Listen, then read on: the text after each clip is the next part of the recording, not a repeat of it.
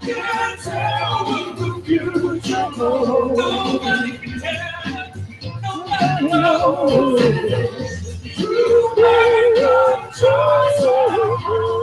You may be on the torch in your life. No one can tell what the future holds. No one can say what the future holds. You make a choice. So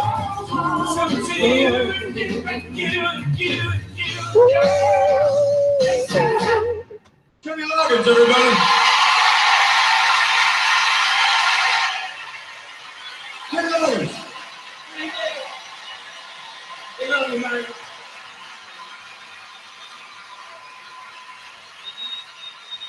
The great Kenny Loggins, everybody.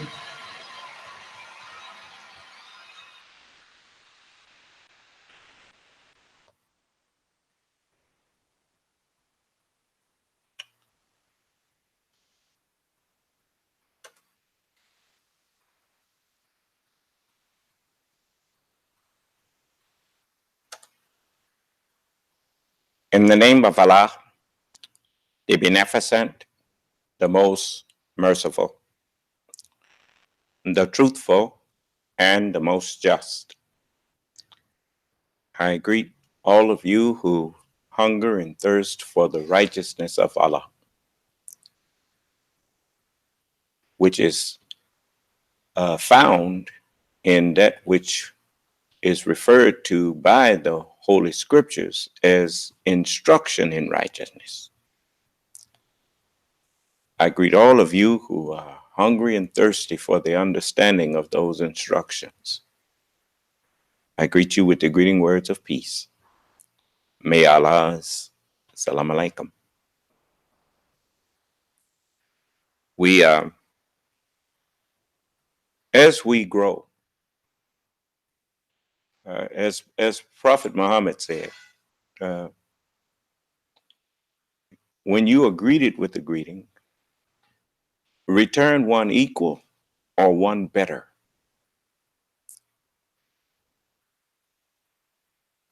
It is a good thing to say Salam Alaikum. Peace be unto you. But it is an even better greeting to say, may Allah's Salam Alaikum. May Allah's peace be unto you. That is more perfect. And as we grow, that's something we learn from even the world that we have been faithful to. Of course, if you haven't been faithful to this world, faithful means full of trust. My parents trusted that the school system of this world taught us and educated us properly. So they sent their children, me being one of their children, they sent me to that school. And because I trusted my parents, thank you, baby. And because I trusted my parents, naturally, I trusted the school system that they sent me to. And in that school system, it starts off with a preamble to everything that the laws and rules that govern the government of this country. It starts off with the words, we, the people of the United States, in order,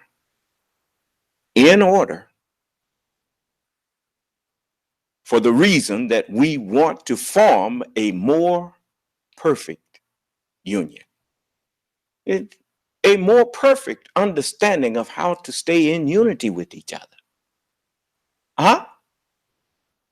Okay. Then if you want unity, there can't be no unity where there is no rules. Rules, when everyone agreed, let's make some rules. Well, if everyone can agree to make rules, then we all have to agree that whatever rules we decide to make, we all gonna be in unity and obedience to those rules. Is that right? That's creating a more perfect union among us. Why? Ain't no discord. When the rules say this, well, the rules say you can't do that. Oh, well, you're right. The rules say that. All right. Nothing to argue about, right? And where there is no argument, there's unity. Okay. So I understand that. I'm thankful that I was faithful to the world that I grew up in. You notice, like the man tried to one day suggest that I got out of the Marine Corps under dishonorable conditions, but I did not. Even when I told the colonel that I was not going to do anything they told me anymore, and he asked me what I wanted. It wasn't that he ordered me to do something and I refused. I got wrote up for grabbing a lieutenant.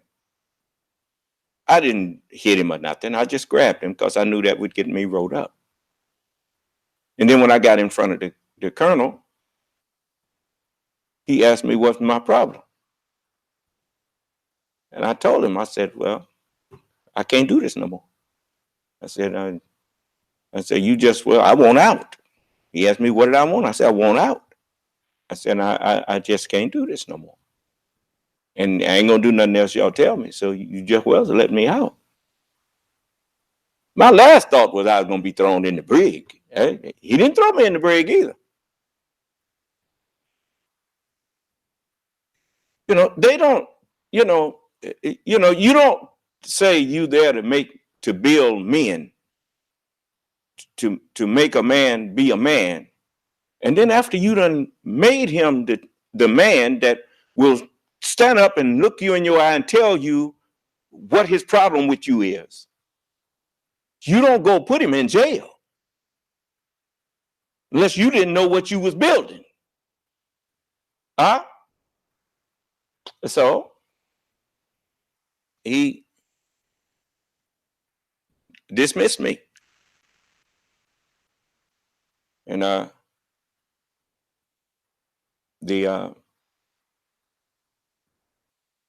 had orders to go to the naval corpsman, and they examined me and gave me a few tests and stuff and questioned me about it. And I told them I can't take this no more. I can't do this no more.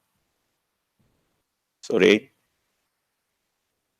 and because I conducted myself like a man, they treated me like a man. I volunteered. I got myself in the Marine Corps. And when it came time when I saw that wasn't for me, I told him I can't do this no more. I had been in there past what most people would have signed up for anyway, 2 years. I was in there 3 years. I can't do this no more. That's it. So they let me out, gave me a general discharge under honorable conditions. There was nothing dishonorable about the way I went to them. That's why I tell people all the time, it's just like a man, the minute we went on Facebook,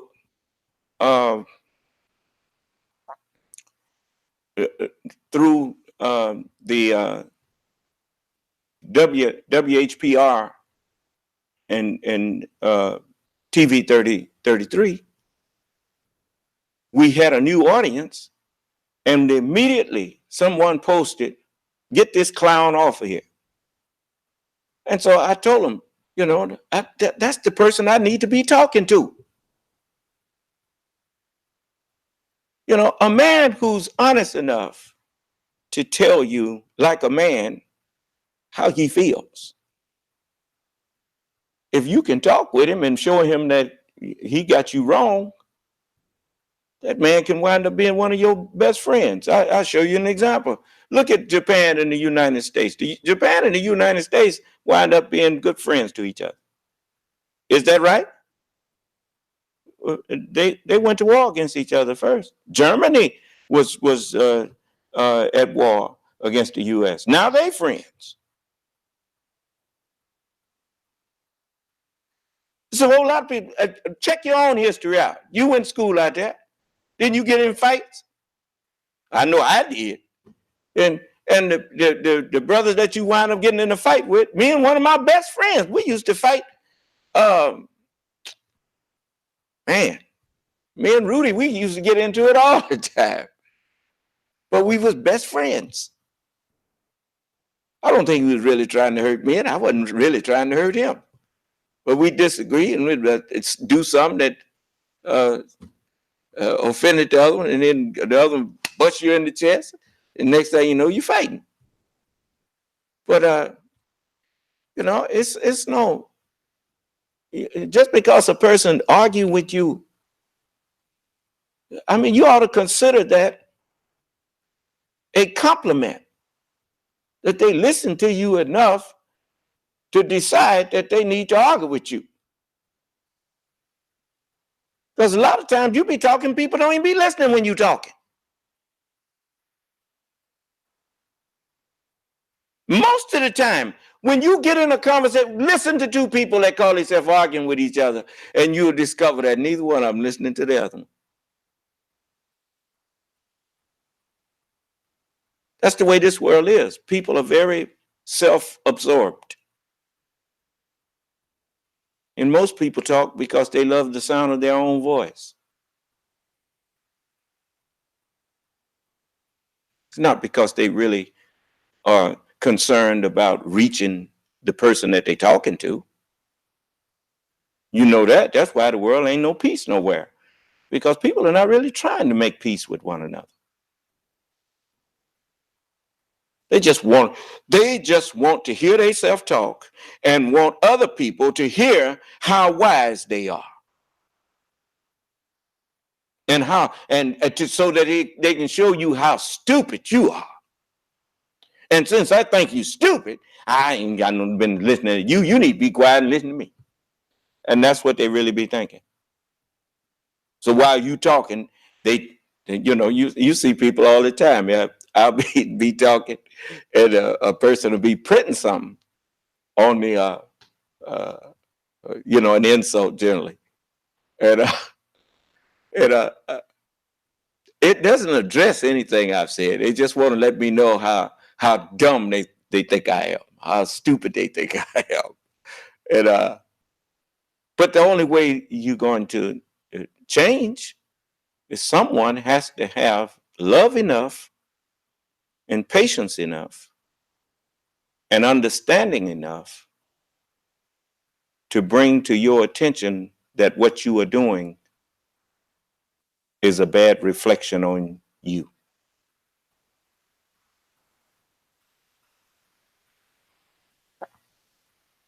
You know, it is not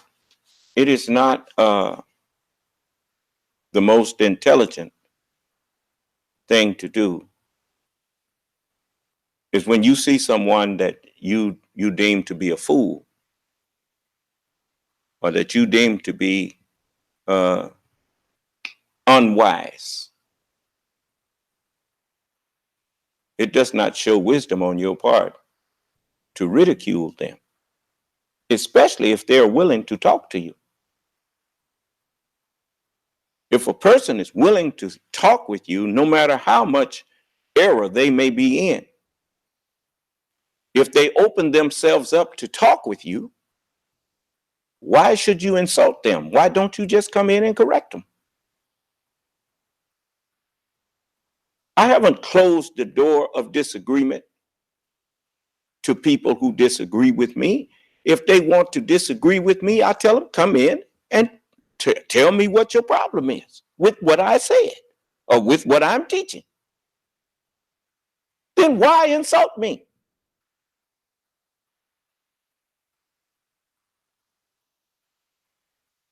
When you did that, you wind up insulting yourself.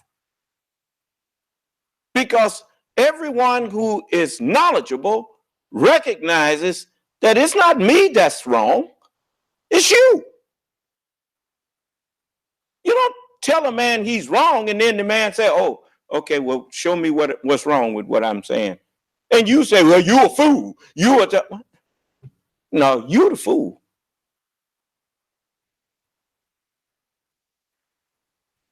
That's a different story if you try to correct me and I refuse to talk with you.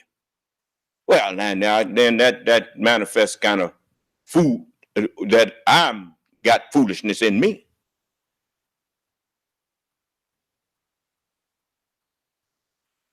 I'm not going to let you come in my presence, even in stupidity,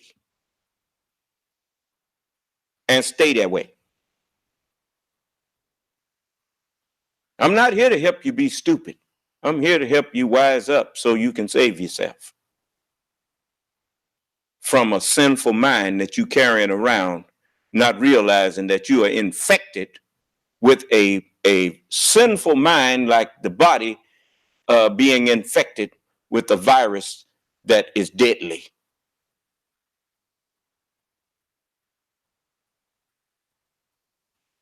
The AIDS virus is a good example of what the mind that was put in white people by Yakub, because it's the AIDS virus convinces the body, convinces the immune system that the things that harm the body are harmless. It convinces the immune system to let everything in, to let everything go. Don't worry. It makes evil fair seeming.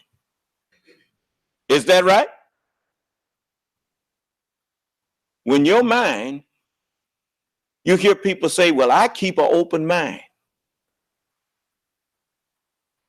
That's like saying you don't have no locks on the doors of your house. Well, how you gonna keep unwanted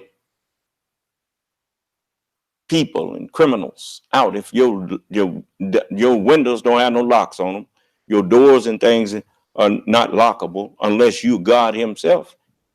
You better put some locks on there. They had a saying in the East that Allah is God, but tie your camel.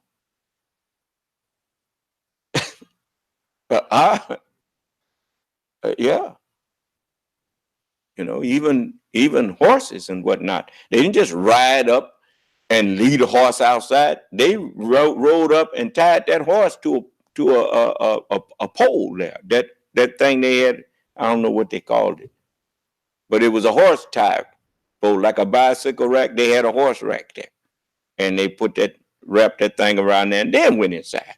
Cause that horse ain't got no vouchsafe that he gonna still be out there when you get out there, when you get back out there. Anything could have come there and spooked him off. So you tie him up, right? Okay, well, likewise, my mind is not always open.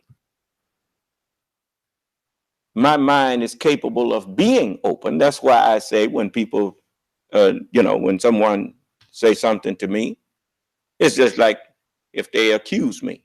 It's like someone knocking on the door. I want to know, hey, who is that at my door there? I want to know who you are and why you saying what you saying. And by the way, you notice I never ask a person who they are. I just ask them what is it that your problem is with me. If they don't want to get a name, that's not important. Correction don't care who brings it. Whenever somebody want to know who you are before they can talk with you, well, especially in a forum where they call themselves teaching, what difference do it make what the person's name is if they offering a disagreement to something that you're saying? Deal with that. Well, I tell people, you ain't got to get your name. You ain't got to let nobody know you in here listening. But if you hear me say something that you disagree with, unmute your phone and say, just a moment, son of man. Unless you can prove I'm not the son of man. Now, if you can prove I'm not the Son of Man, you ain't got to call me Son of Man. Just prove I'm not that. But if you cannot prove that I'm not the Son of Man and you are in here listening to me, then how about addressing me by my title?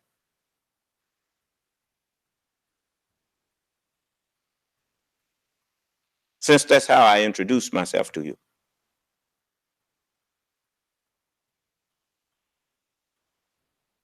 Then when you prove I'm not the Son of Man, get that $20,000 that I offered and you make sure you ask for the money. Ask for it. If I don't come on up with the check, say, hey, wait a minute, you forgetting something, ain't you?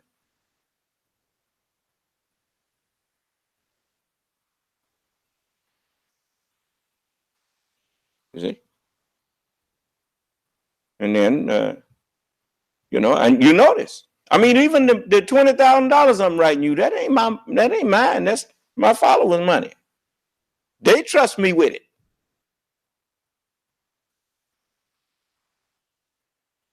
And yet, it would be worth it to them if you can show them that they're not following the right one. That way they can go and look for the right one, and I can go look for them with them if y'all don't make me kill myself. Because I promise you, if I'm not the Son of Man, I sure don't know it. I really believe even Ross said that. Ross said, I went to this brother in Mississippi, and the brother really believed he's the Son of Man. He said, but I didn't send him. And, but he did know that I ain't faking. Yeah, even he acknowledged that I truly believe I'm the Son of Man. You see? I couldn't find nothing to contradict that.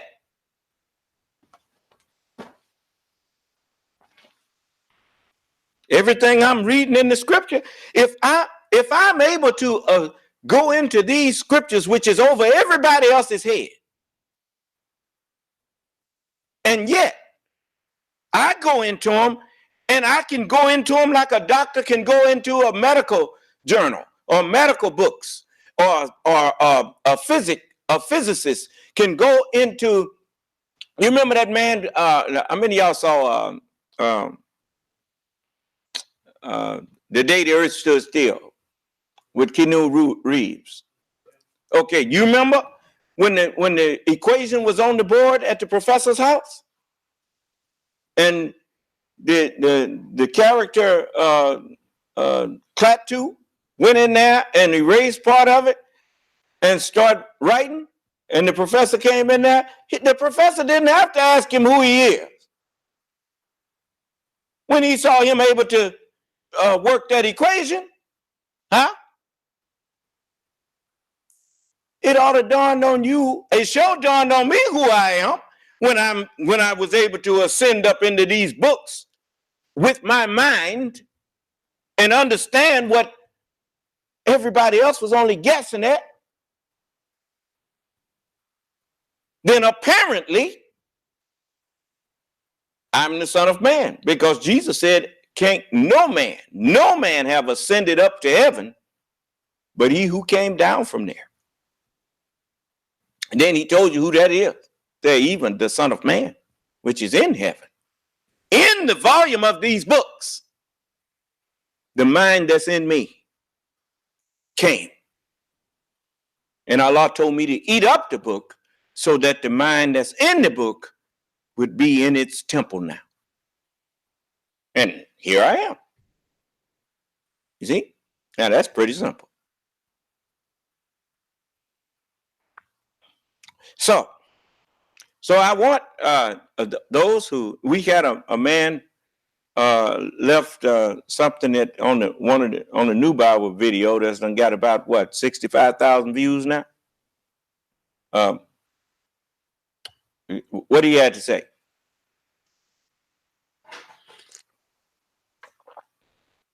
His name is Elder Kenneth Green. Elder Kenneth Green.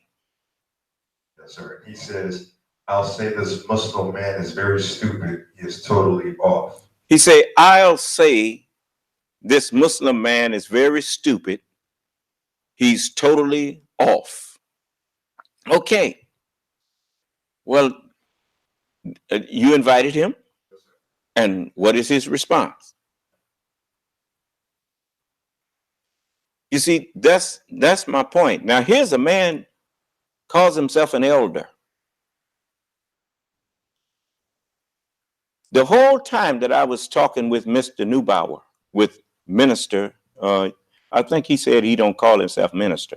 But anyway, with Holger Neubauer, did you ever once hear Holger Neubauer call me stupid?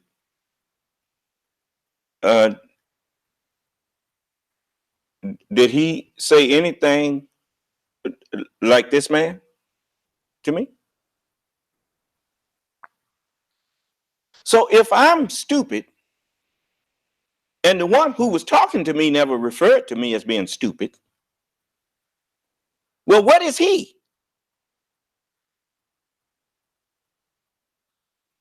Is he stupider than me? Because he didn't seem to think I was stupid. And he was the one having the conversation with me. What did I do, or what was I doing, and how did I conduct myself that you came to the conclusion that I'm stupid?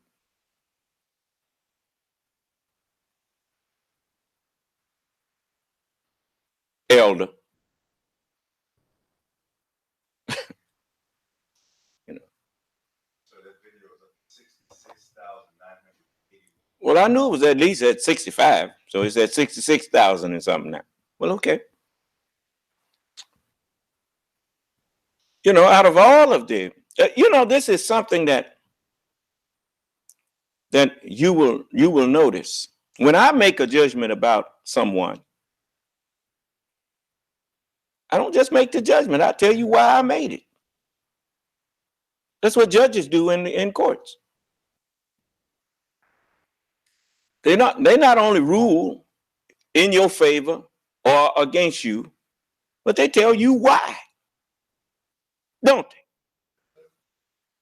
A good judge will. One who's not overturned a lot by the federal courts.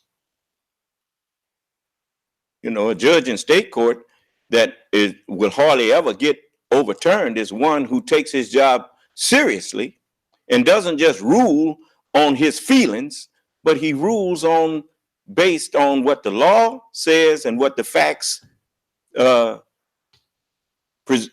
were presented mean in relationship to the law. Do you understand? And a judge like that, you can go up there and appeal him all you want. You ain't gonna hardly get him overturned. But anyway, I'm that's what this stupid fella here figured out. You know why most people lose fights? You know why most people lose wars? You want me to tell you? Tell me why. Some of y'all, unmute your phone, tell me why most people lose fights and lose wars. Because they underestimate the person. There. Because they underestimate the one that they went to war with or picked a fight with. I done seen that happen many times. I done been the one that did that before. I told you that's how I got 3 of my back teeth broke. You know, I knew that brother couldn't outbox me. And I didn't really have no business telling him let's fight because I knew he couldn't outbox me. He wasn't scared of me, but I knew he wasn't no real threat to me. And I got what I deserved. But I never did that no more.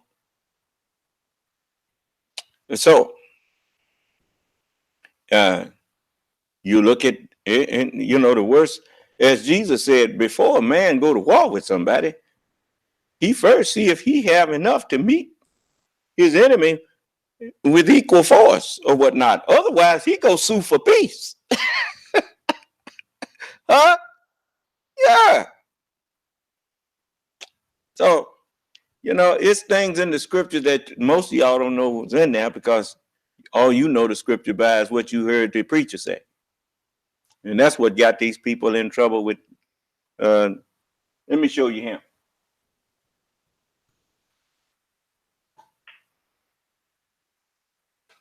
They got this another special on Jim Jones, and I'm gonna let you see it.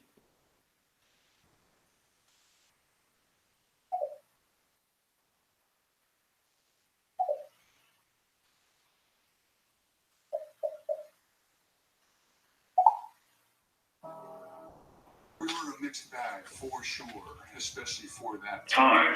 Now, in many respects, that's lovely, regardless of the motivation.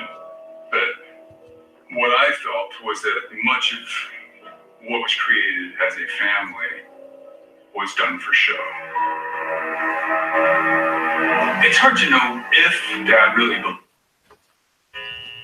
Now, this is one of Jim Jones' sons talking. And they kind of telling you about how he conducted himself. And now he gonna have another son that look like me, look like one of us, black people. So, and he gonna be telling some of the things about his daddy. Now watch this. Believed anything or what he believed if he did. My father believed anything. We were a mixed bag for sure, especially for that time.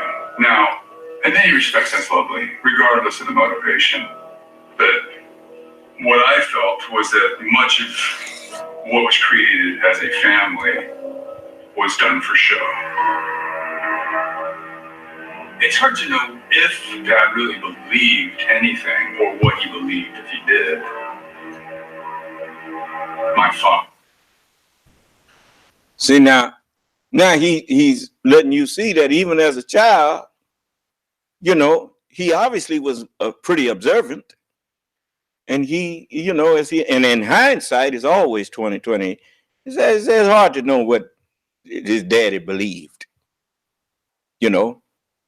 because he didn't believe, But now it ain't hard to know because you don't start off believing in God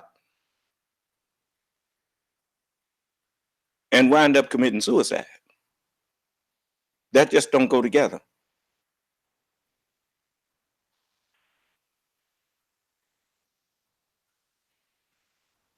You see, most people think believing in God is, I believe there is a God. That's not believing in God. Just because you say you believe there is a God, the scripture say, thou believest that there is one God. The devils also believe and tremble.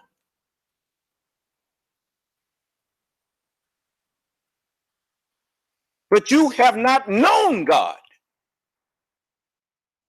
And my greatest proof to you, every one of you, that is not following me, that don't believe in me, that's why you have never known peace.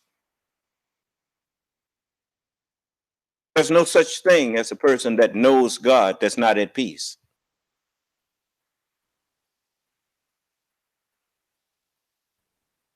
That's why every time you find me at peace.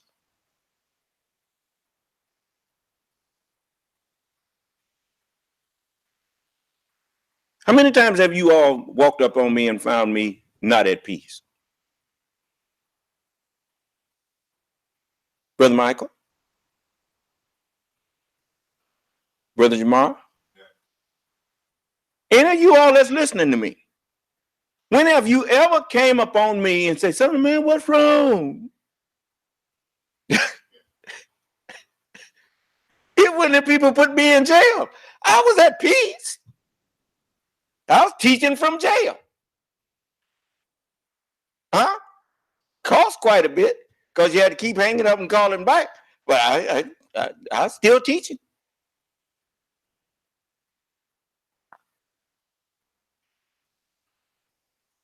And when I was in there, I was a model prisoner. And you ask any of them that had me over there, they'll tell you, I didn't go over there to my, you don't know who I am, mister. They knew exactly who I was, and they knew I was going to stay in that jail until I got out. And so, but it's not about walking around with a chip on your shoulder. I know what's going to happen to you. You mistreat me.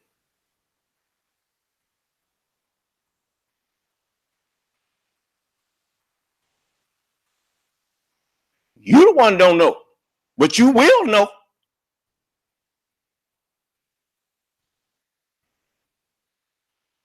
Allah said, whoever offend me, he said, it'd have been better for you that a millstone was hanged about your neck and you was cast into the sea.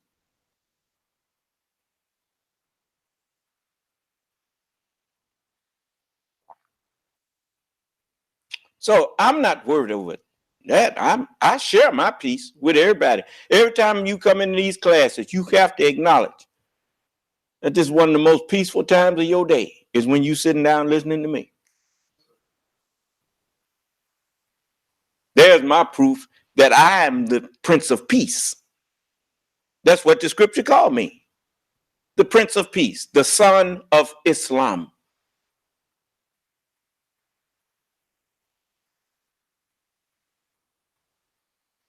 That's right. So, but now listen to this. Was starved for attention from a very early age, and that never let up.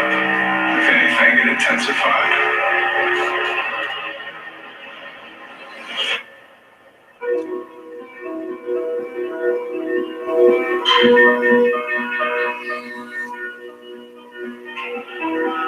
Another town in Indiana. The moment I think of it, a great deal of pain comes. Jim Jones is born and he's raised in rural Indiana, where back then, one of the main... Even when Jim Jones said that he was born in Indiana and raised there, and the moment he think about it, a great deal of pain comes. You know why a great deal of pain came? When the last time you heard me say, and I think about my childhood and stuff that was done to me, it really brings a lot of pain to me. You know why it don't bring no pain to me? It's because I was a child when that happened. And, just like I got a cut on my hand, it's steady diminishing more and more and more.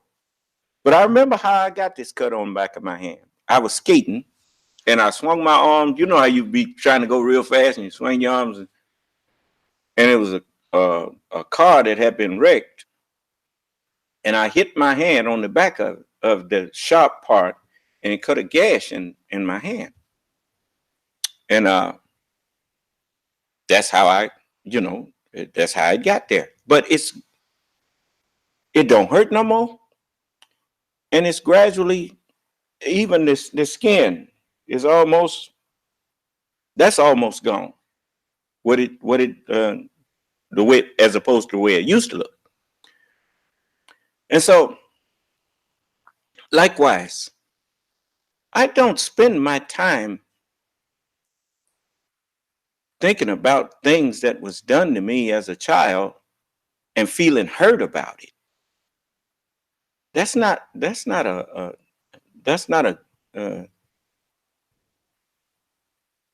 normal for an adult. And that alone should have told intelligent, if you had the intelligence that I have now, you would have known you didn't want to follow Jim Jones. because that man's still brooding over something that happened to him when he was a child.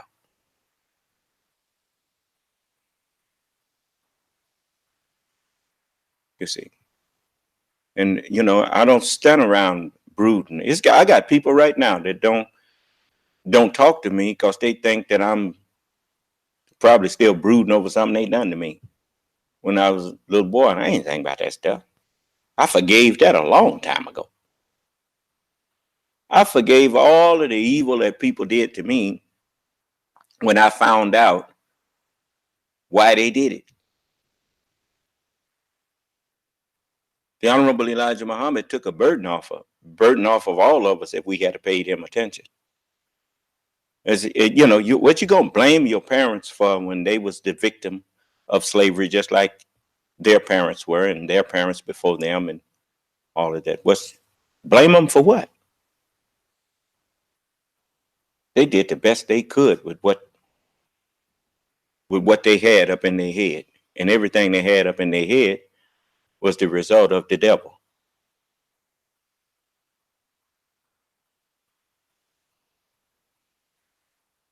So instead of being mad because of something that my daddy couldn't do for me or wasn't doing for me or whatever, I just shoot. You had no right to be mad at him. I just hope I can do as much for mine as he did for me. I was never hungry. I was never naked. I was never without a roof over my head. And I never, when I was with him, I was never afraid. Don't care who I went around. If I was with my daddy, I felt safe.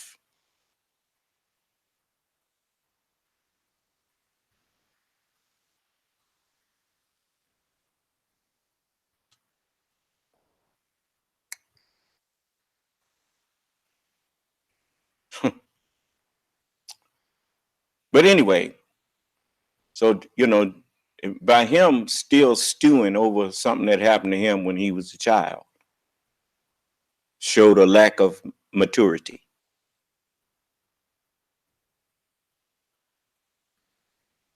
You never heard Moses bring up that my mama threw me in the river. I didn't hear you. You know, Moses' mama put him in the river and let him go down the river. Right? He wasn't whining about his childhood. I grew up in Watts. So big deal. You seen one poverty place, you done seen them all. Just that some of them are a little bit more degree worse, or a little degree worse than the other, but it's all poverty.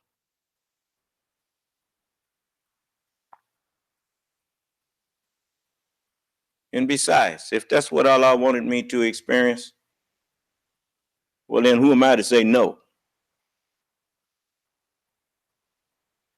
I know one thing. They had a song in church, and I used to listen to them songs. And one song said that his eye is on the sparrow. And I know he watches me. If he'll watch over a sparrow, what, he gonna forget about me? And if he let these things happen to me, it was for a reason. And I accept that. And now I know what the reason was. It's so that I wouldn't be walking around here with no holier than thou attitude and recognize that ain't none of us righteous. And since ain't none of us been righteous, who got a right to throw stones? If I can't help you, I'll just leave you alone. Now, if me correcting you, offering you correction, if you call that hurting you, well, you just gonna be hurt. But if you accept the correction that I'm offering you, you will be a better person, and you will discover that that pain will be turned into joy. if you correct yourself.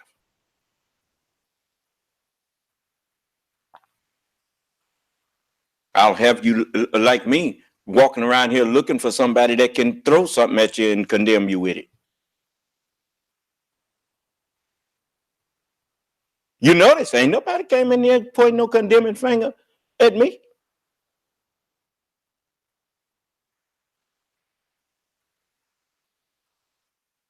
So I ain't did nothing to none of you,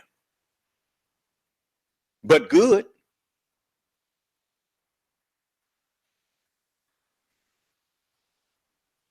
Yeah. If you want to condemn me for doing good to you, well, that shows insanity.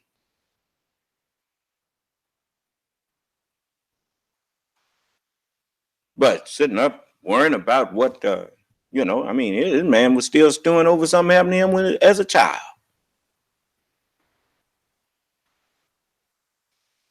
Oh. Purposes in life is to fit in, to be like everybody else. And from the time Jim Jones is born, that doesn't happen. Part of the problem are his parents. His father was destroyed by World War I. My grandma Jones, she wasn't around a lot.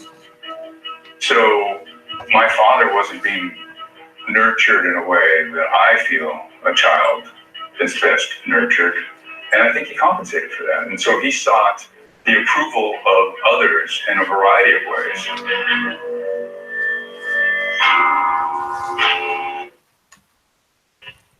The problem with that is that there are people who grew up without fathers,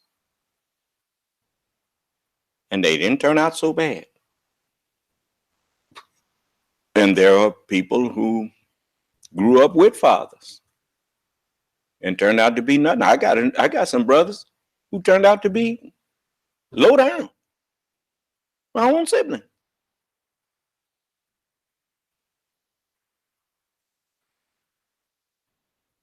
We always try to look for someone to blame as to how this person turned out. If it hadn't been for so-and-so there, they'd have been a better person. You know, that can take you only so far. But living in the world that we live in, I done seen pimps that at one time when I was a little boy, I used to see the pimp, dope pusher, riding down the street in a Cadillac. And had all kind of jewelry on his rings and stuff on, and we all used to, and he was holding that. He was nice to us. And he said, "Hey, young brother, come over here." He said, "You see this?" He pull out a roll of money, a big roll of money, and we'd be looking at him, and we'd always say, "Man, I wish I could." He said, "Yeah, just keep. Maybe one day you can have this." And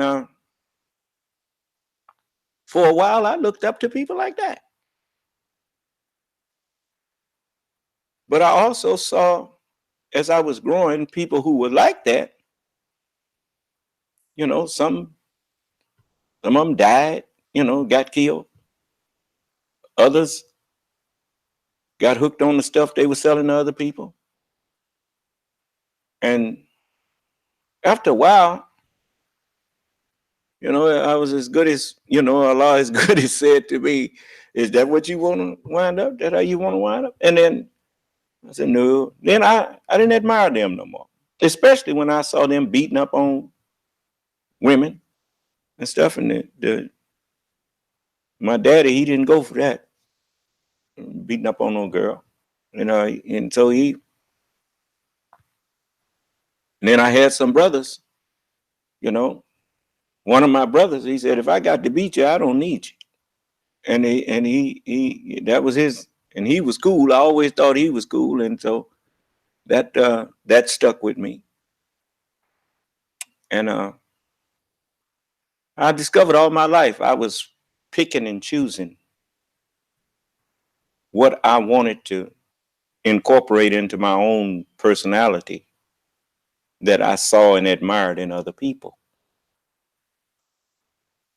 And now I have come to the conclusion that you may blame your parents for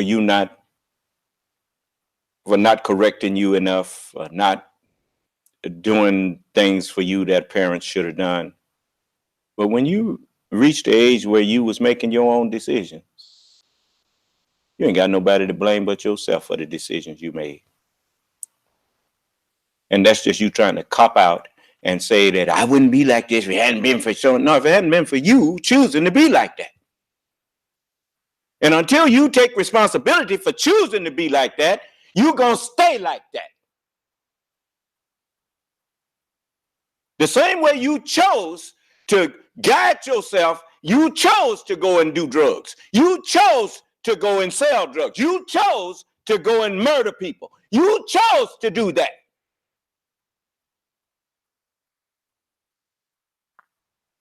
And I'm telling you right now, you can choose to stop. Now you can spend your time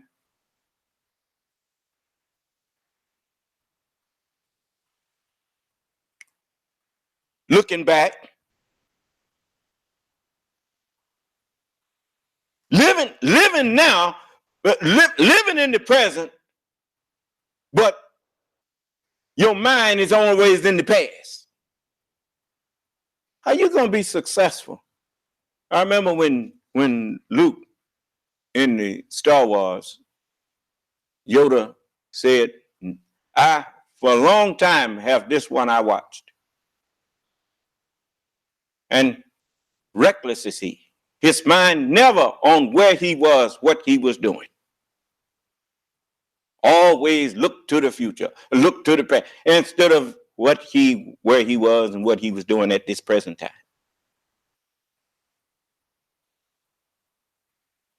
You know why we study history?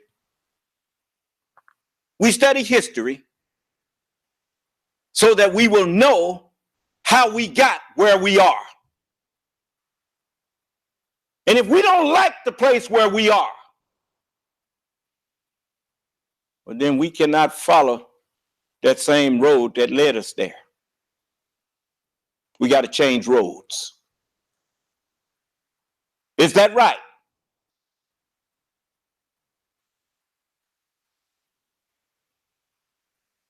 So,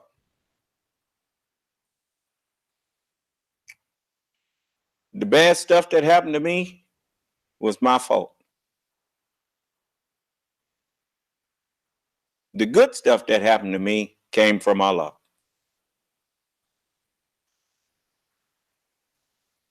And if you smart, you will stop trusting your own judgment and trust Allah's judgment.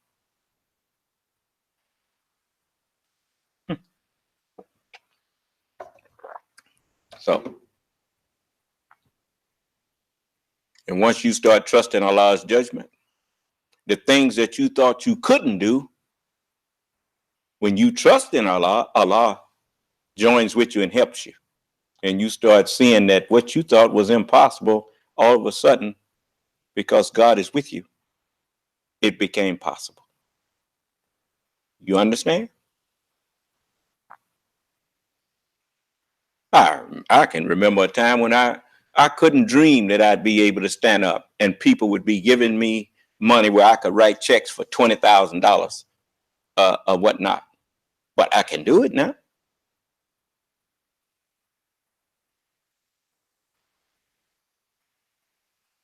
And I bet you that's following me couldn't picture a day when you would have been willing to let a man that looked like you get your money and write checks to whoever he wanted and for however much he wanted. And you just keep giving it to him. Something done happened to all of us. I tell you what's done happen. We joined with Allah, so Allah joined with us.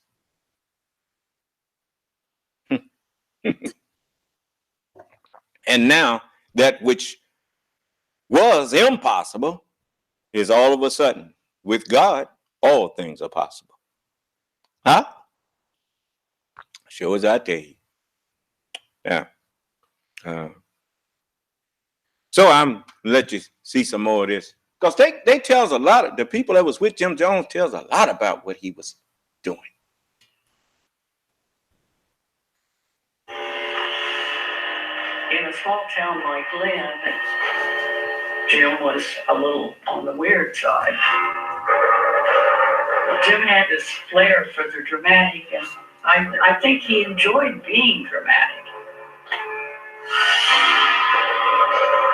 He would recruit the other kids to come to elaborate funerals he's holding for roadkill. I don't know whether it was just for its own sake or whether it was to freak people out. All the boys in Lynn during World War II started playing war games. And they all wanted to be Allied soldiers, except one.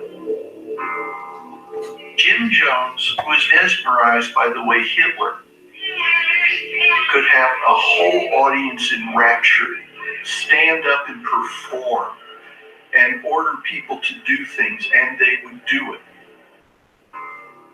He was eccentric, and that could be off-putting to some children. He was very controlling in his nature.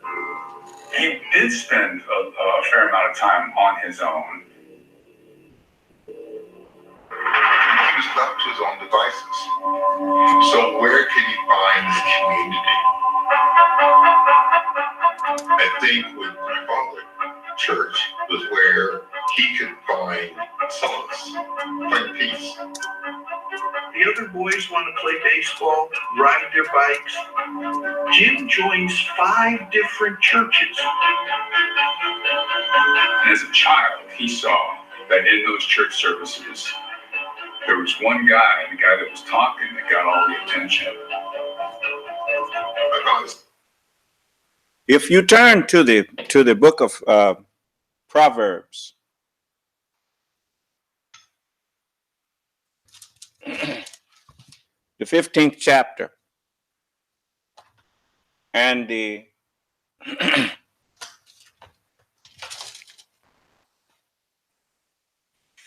you see the word of God, Allah's word covers everything.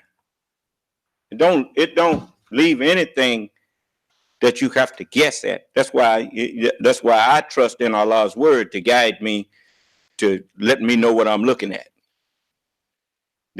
Who is blind as my messenger? And when you blind, somebody else have to tell you what you're looking at, right? Somebody else have to tell you what's out there. That's what's meant by who is blind as my messenger. I'm God's messenger. And the messengers of God, the other messengers of God, were my eyes and my ears and whatnot. And they the ones told me what I was looking at. You understand? And so in the book of Proverbs, the 15th chapter, and around the, I'll tell you in a moment. I want all of you to know these things. It's like people always think that they know better than what Allah said. They got a better way. Yeah? That's because they've been told a lie that things could always be better. It don't get no better than what God said. So in the 15th chapter of Proverbs, it says, pardon me, not the 15th chapter, it's the 29th chapter. The 29th chapter of Proverbs, and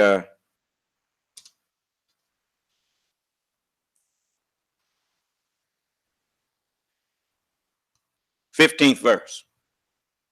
The rod and reproof give wisdom. But a child left to himself bringeth his mother to shame. Huh? My mother and my daddy used to get on my last nerve as a child. I don't think I had it was very little time I had to myself during the daylight hours out there in them streets. You know, they always wanted to know where I was, and I bet not go somewhere and don't know they didn't know where I was. They were going to beat me good. And I thought they were so mean, not realizing I had some wonderful parents.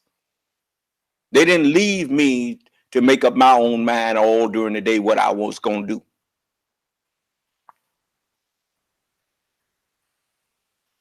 Consequently, wasn't nobody calling me like the little fella Dennis the Menace. Wasn't nobody calling me no Menace.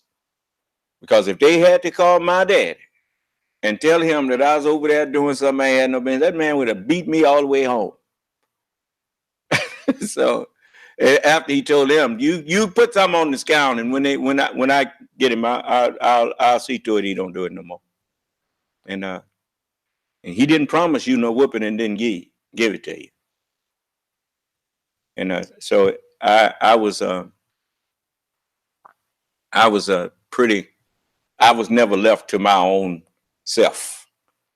I always had some guidance, and if my mother told on me about something, all she had to do was say, "Marvin need a whipping," and he wasn't going to even ask me what I did.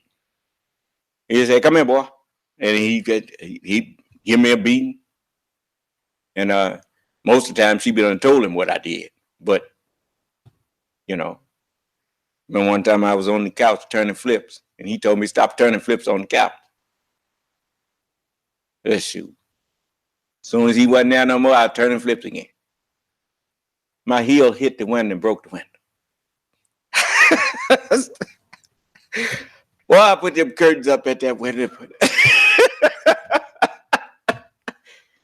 Should have known he gonna find this minute he come there to sit down is say open up them curtains there and do that. Who broke that window? I didn't say that. He said you was over here turning flips on that couch again. Come here. And he beat me again. I had to fix the window. But like I said, I wasn't no model child. I was just as hard-headed as any other little boy. But them whippings, they did some good. Just think how hard-headed I would have been if I hadn't got them whippings.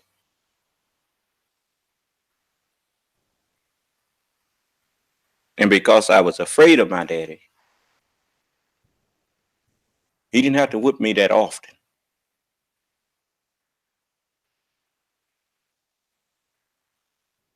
See? And because I was afraid of him. Well, I guess that's why he wasn't ever afraid of me. So, he understood that he was not my friend. He was my father.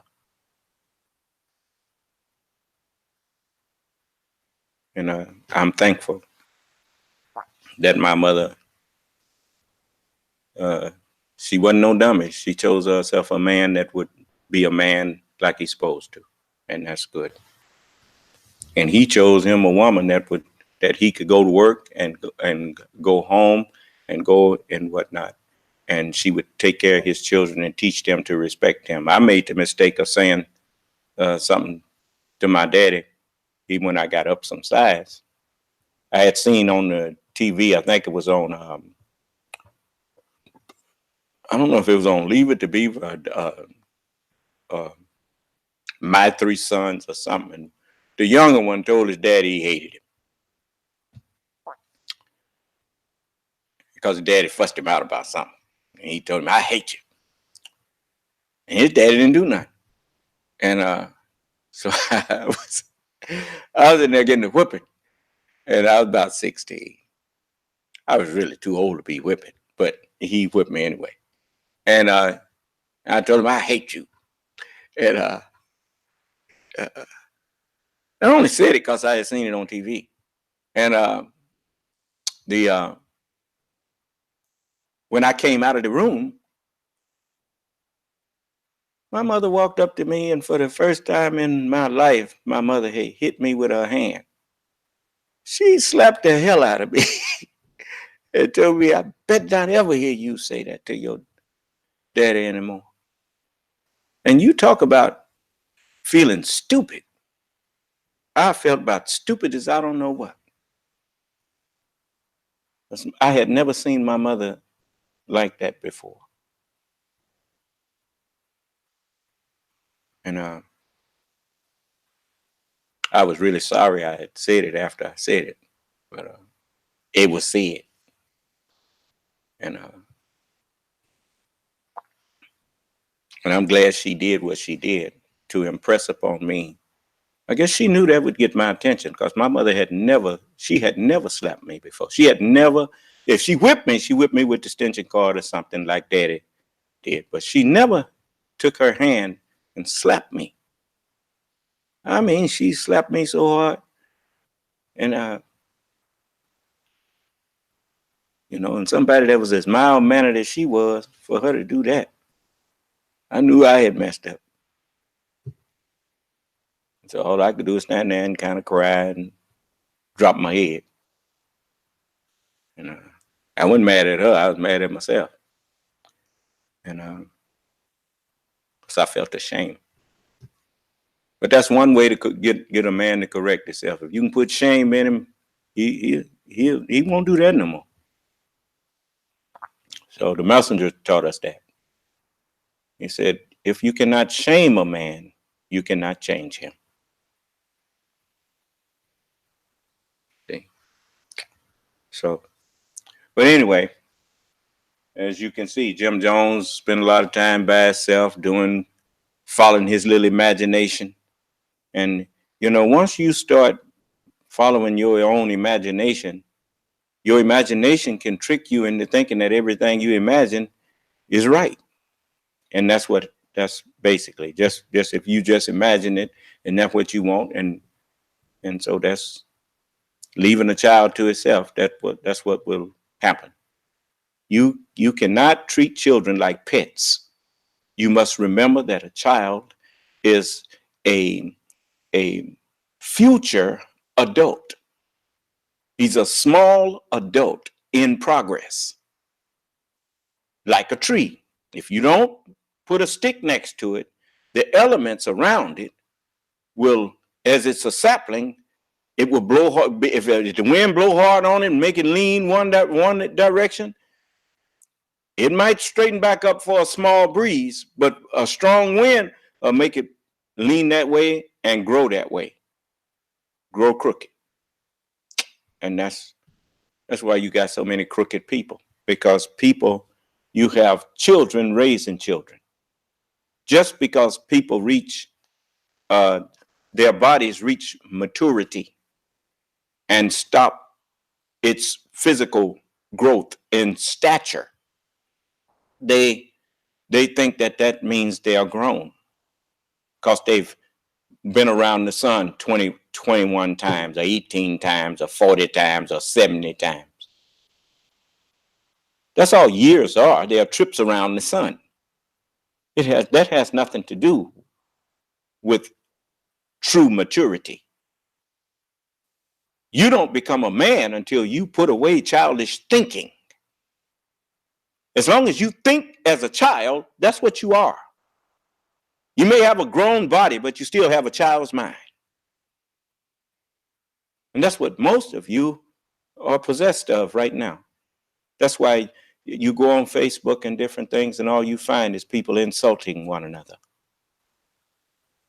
No substantive conversations, and they get enjoyment out of insulting each other like we did in elementary school by telling somebody, your mama wear combat boots, and everybody just fall out.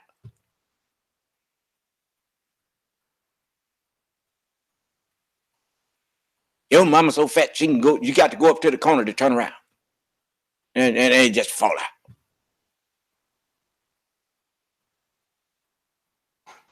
That's a child's mind.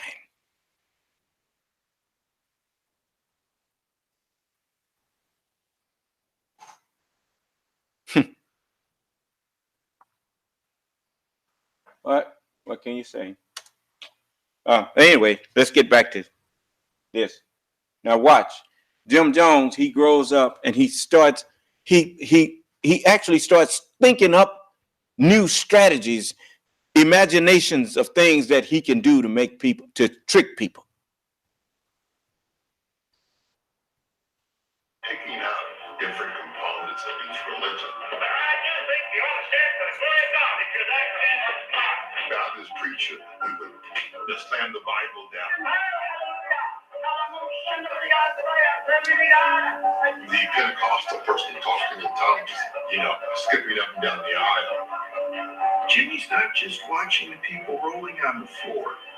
He's paying attention to these preachers. What do they say? How did they get people built up to this point?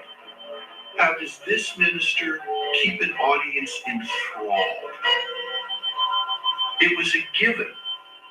Of course he's going to be a minister. What else is this weird boy going to be?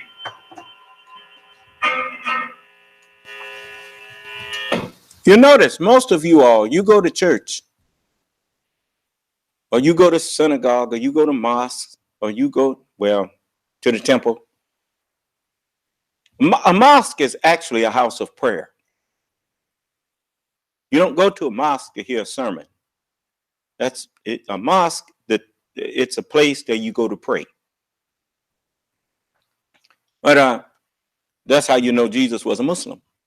He said, "It is written, my Father's house shall be called a house of prayer, and you have turned it into a den of thieves."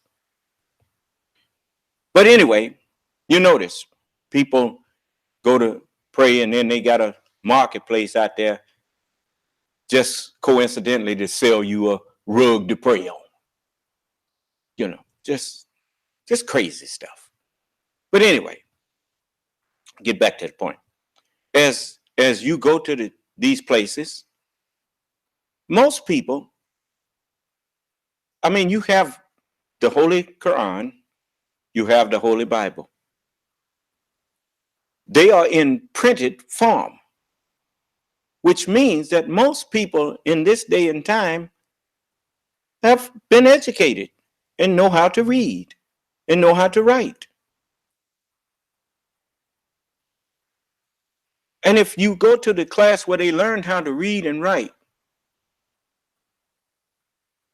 I know in school, when I was in school, I don't think it's changed, that much. When I was in class, the desks were lined up, one behind the other, and in rows. And there was an aisle between those desks where the teacher could go up and down the aisle and check. And if you had a problem with something that was in the book or whatnot, or that she had gave you, and she would, or he would come and he'd help you, stand by there and quietly help you without disturbing the other students who were concentrating on what they were doing in the book or whatnot. And now that happened from elementary to high school with me. Even the little junior college that I went to, it was the same. And the one thing that I never saw was when it never happened to me when I was reading something and I finally understood it. I didn't jump up out the chair and start shouting and run up and down the aisle. Nobody did. I was just happy that I had finally grasped, I had understood something that I didn't understand before. It made me more self-confident. You understand? But something happens to us when we go, I used to, well, not to us, because it didn't happen to me. But when I watch people go in the church or go in these places, and especially the churches, I done been to more churches. When I was, liking this person or that person, I go to church with them. And we would, I went to this Pentecostal church and watched the people jumping up, shouting. The minister up there, he get them all worked up.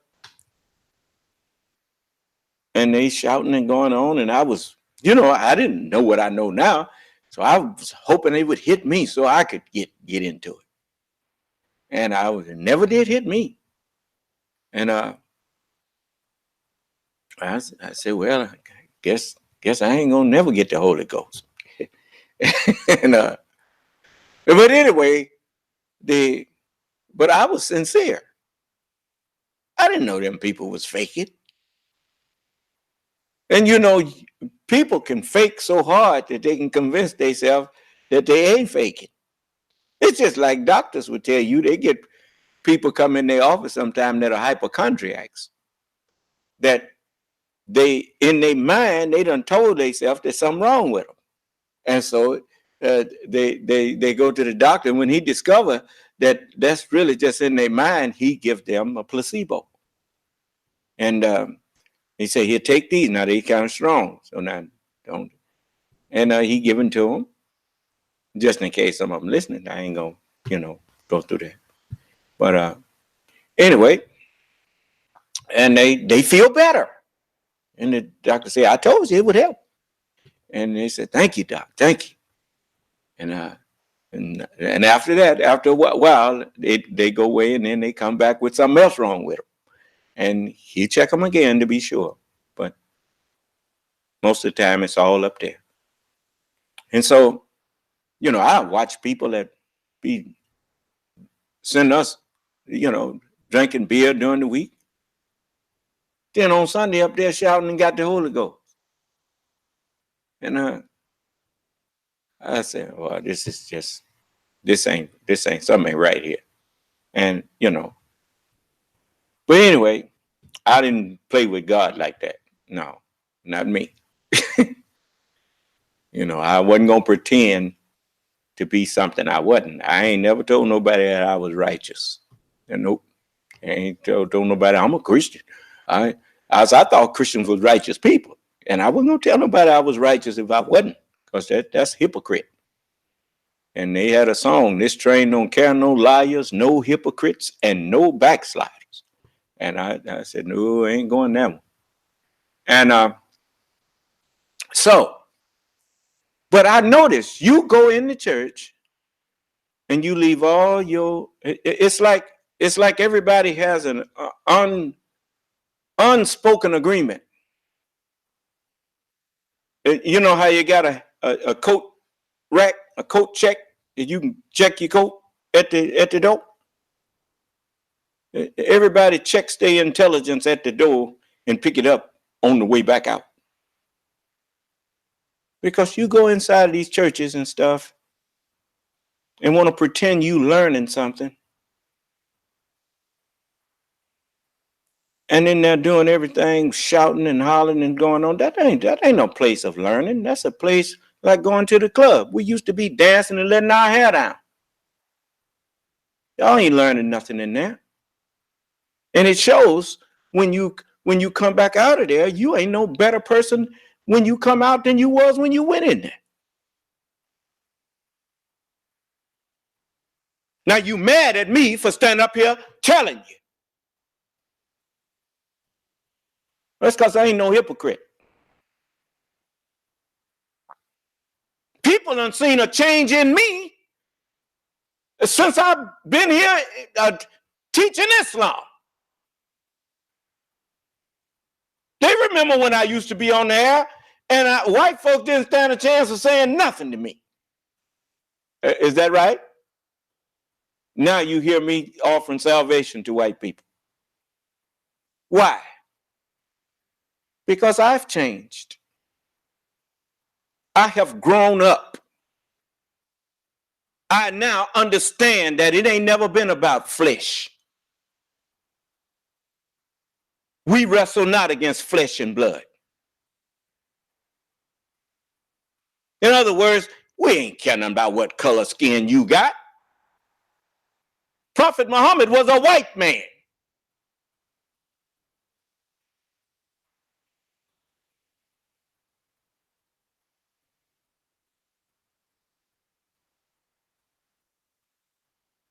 The Honorable Elijah Muhammad taught me that. The same Honorable Elijah Muhammad that taught me that the white man is the devil.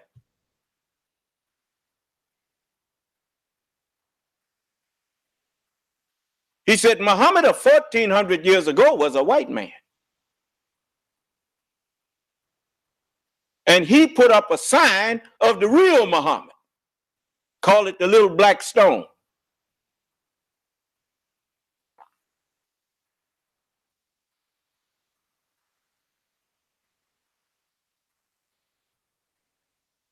And when he was talking about Muhammad, when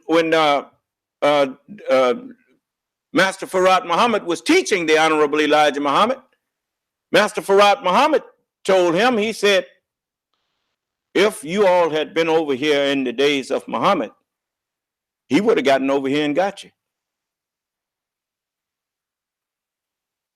He said, Prophet Muhammad would have came over here and got us like John Brown was trying to make white people and he was white. Trying to make white people, you let these people go. So you ain't gonna get me into your racism.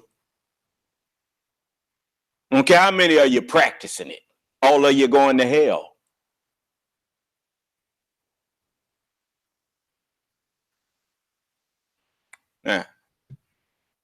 Now run and tell that. Since you like to go say, he said so-and-so, he said so. Go ahead and tell him I said that.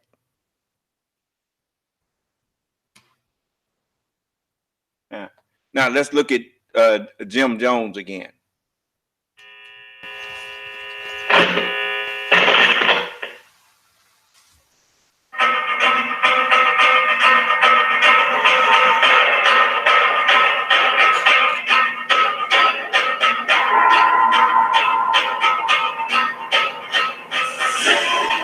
His mother instilled in him this concern for the downtrodden, the have-nots. And I think that he genuinely felt it was wrong that people be judged by the color of their skin or their background or what they come from. His message resonated more with African Americans.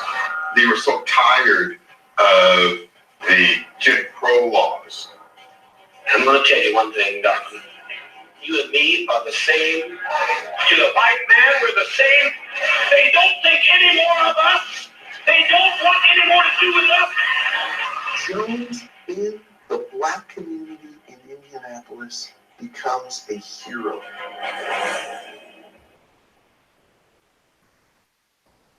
You want me to tell you the fact that why a lot of people that not white will come to you and me and talk about the white man? It's not because of what you may think. It's not out of love for us, because your love for us don't require you to be so much concerned about making us feel one way or the other about white people. The Honorable Elijah Muhammad didn't spend his whole time trying to tell us how we should feel about white people. He simply told us that white people, we made them, and this is what they are. And now you and I, we need to get together and do something for ourselves. You see, and then he commenced to showing us what we needed to do. And he started helping us do it. When most people that see how easy we are to get sidetracked with emotionalism, you start talking about white folks, and how low down they are, and you get a whole bunch of people on that bandwagon right quick. Say, yeah, brother, tell it, brother. That's what it says. And this one might just last week went and shot a black person themselves, and they black. I didn't hear you. They tell you, tell it, man. Yeah, these low down white folk these days do such and stuff. So it's not really that they don't like what white people doing. It's that they would like to be in that position to do it. And when they get in a position of power over you, they do the same thing. They abuse you. They misuse you. They disrespect you. You know, many people think that they want God's place. You remember Morgan Freeman played God? Huh? Almighty Bruce Almighty. And when Bruce got the power of God, what happened?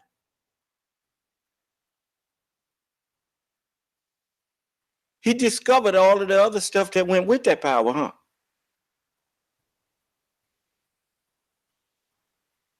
And he could not handle that. Many people think they want a whole lot of people looking up to them. And then when they get a whole lot of people looking up to them and discover that they ain't got no privacy no more. Look at all of the movie stars and stuff that's out there that can't go outside and they scared some paparazzi gonna get some pictures of them. I mean, they ducking people now, right? But I thought that's what you wanted was fame and fortune and whatnot. You see, what you don't understand is along with great authority comes a great attention, great, everything else becomes greater.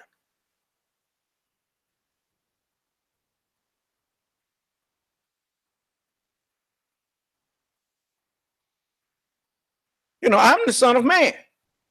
And soon the whole world gonna know it. But I'll still just have as much privacy as I've always had.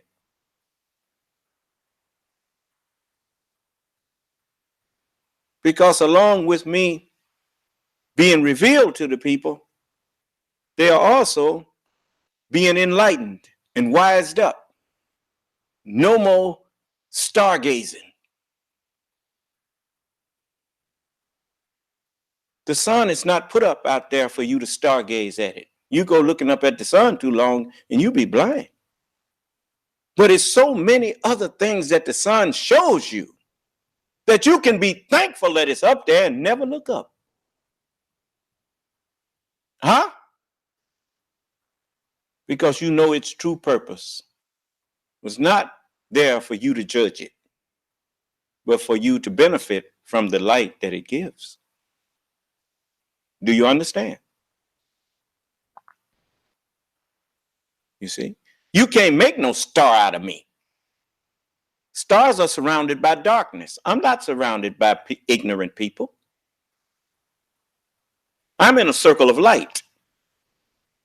And everyone who comes in this circle, they learn to be men and women, not starstruck children. I'm nobody's groupie.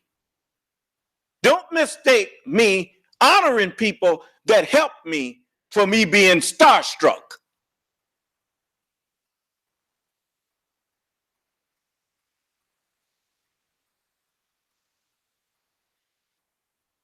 So, you know, he wanted God's position. When he got it, he went crazy. I didn't hear you. Just watch. But you can only go so far in Indianapolis.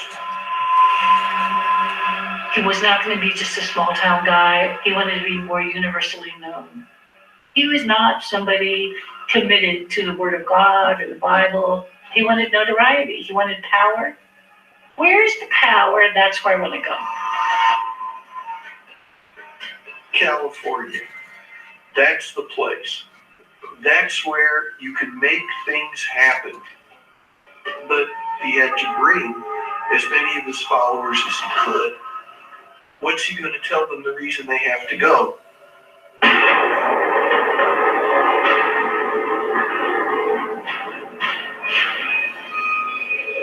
have to be prepared to take our flight in the case of Armageddon that would spring forth in a nuclear hell. Joan, Now you can see that the devil is the one guiding him. The Armageddon is not a war.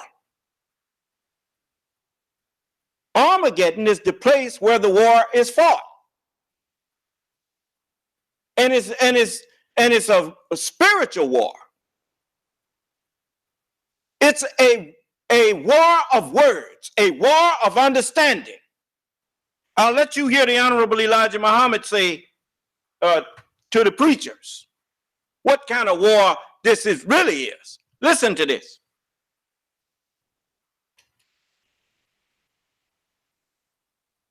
Pardon me.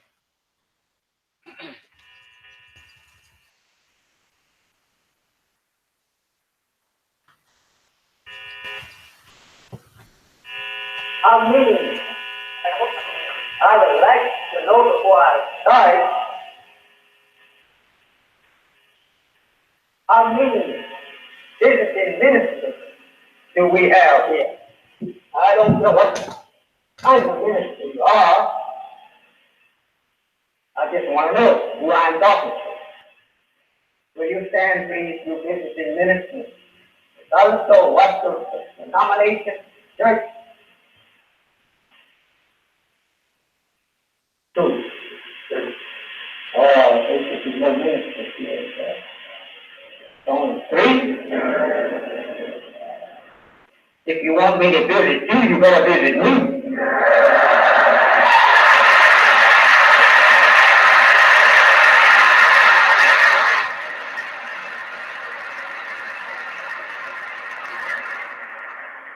I'm kind of old fellow like this. I love to talk with you. I love to try to make friendship with you. There's anything wrong with my preaching, tell me so. There's anything wrong with yours, I'm going to tell you.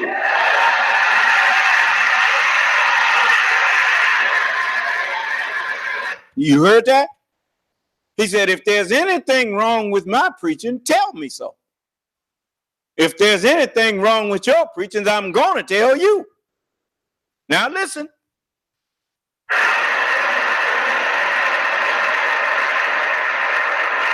If you have proof that yours is right, I will join you today.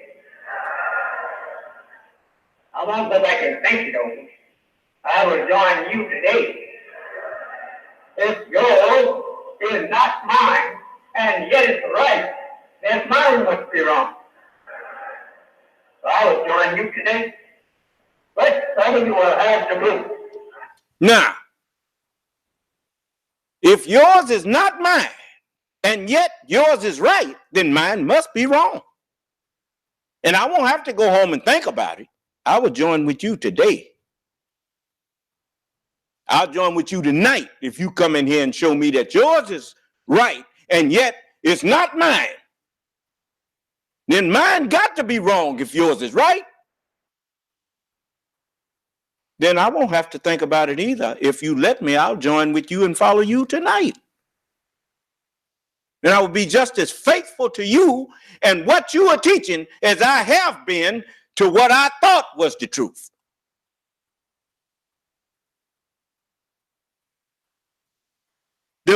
Here, this man claimed to be representing God and don't understand God's word. Huh? Wouldn't you be disappointed if you showed up in court and paying a lawyer to represent you and find out the man don't know the law? He getting up there and Tell him that's not no law books. That's what you talking about there. That's not. Huh? What would you do? You would say, hey, Your Honor, I need another counsel. Is that right? If you smart, that's what you'd be saying. Now, look at what the scripture said. He talking about that. You heard what Jim Jones said. This be Armageddon. Now, listen to this. This is in the 16th chapter of the book of Revelation. It says, and this is the 15th verse. And it says, behold, I come as a thief. Blessed is he that watcheth and keepeth his scriptures, lest he walk naked and they see his shame. And he gathered them together into a place, not into a war, but into a place called Armageddon, called in the Hebrew tongue Armageddon. Arm, the word. Megiddo, the place of the word. The word and the place where it is found. Where do you gather people? That scripture teach you that I would gather all the nations together. It says, and before him shall be gathered all nations. Gathered where? On the internet, into the scriptures. To the word and the place where it is found. Huh? Didn't I just gather you to the word and the place where you find the definition of Armageddon? Is it say Armageddon? And he gathered them all together into the war of Armageddon. Is that what it said? Or did it say to a place in the Hebrew tongue called Armageddon? All right then. So did Jim Jones know what he was talking about? All right. Just a moment.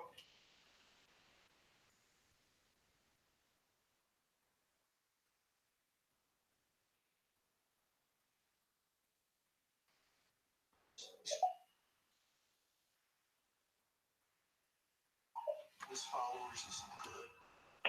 What's he going to tell them the reason they have to go? We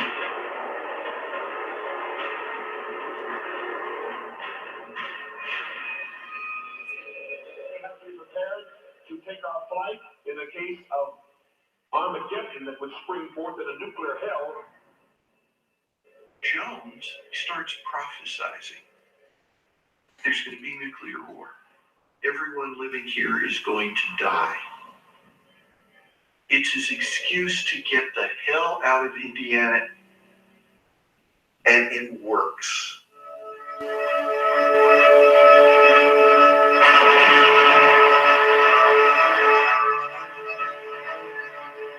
In terms of the darker side that would ultimately end up being the tragedy at Jonestown, I think that started actually in California.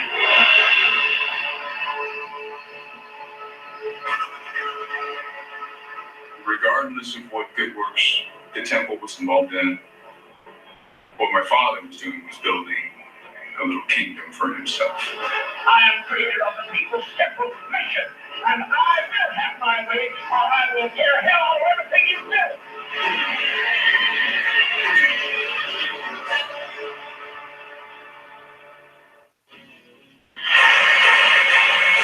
Stop the video. I can see your excitement.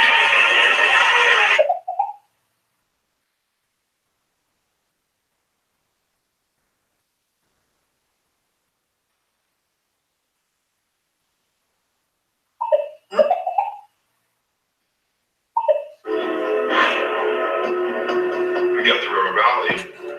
We had some resources and people moved into the different homes. And Jim had bought this home with this big grape field in front of it. And shortly after, Jim had the resources to build a church. When they relocated to Redwood Valley, a new group of people were attracted to the preaching of Jim Jones, and this was this white educated elite. The membership of People's Temple at that point tripled. My life changed when I moved up to Redwood Valley. It's really kind of nice, having been raised in the city. We were very busy with church activities and duties, and when you went to sleep, you kind of felt like you helped people and accomplished something. But there was something that wasn't right.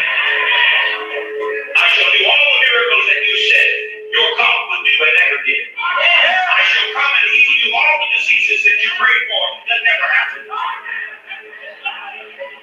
I think Jim was a power addict early on. He was always watchful, trying to think how he could control People's Temple members. When People's Temple has grown big enough, Jones can start teaching the real purpose of People's Temple. The only thing that brings You see, that's what the devil tricked people into in the beginning. If you go to the scripture, when God told the man, don't you eat off of this tree here. And the devil said, no, he just know that the day you eat off of that, you're going to be equal to him. Right? And so their desire to be God instead of to serve God, that's what you got with these people that want to control everybody. They are foolish enough to think that they can control people. All tyrants think that they can control other people. They have not learned that there's not a soul, but all it came with its own controller. You understand? You can't control me. Only I can control me. And once you really understand that, then you don't even try to control others. You invite others to join you in self-control. Do you understand? And the only way you gain true self-control is through the word of God. Because the maker of these vessels is the one that guides us into how to deal with these vessels. He guides us into how to control ourselves and at the same time do his will and be at peace.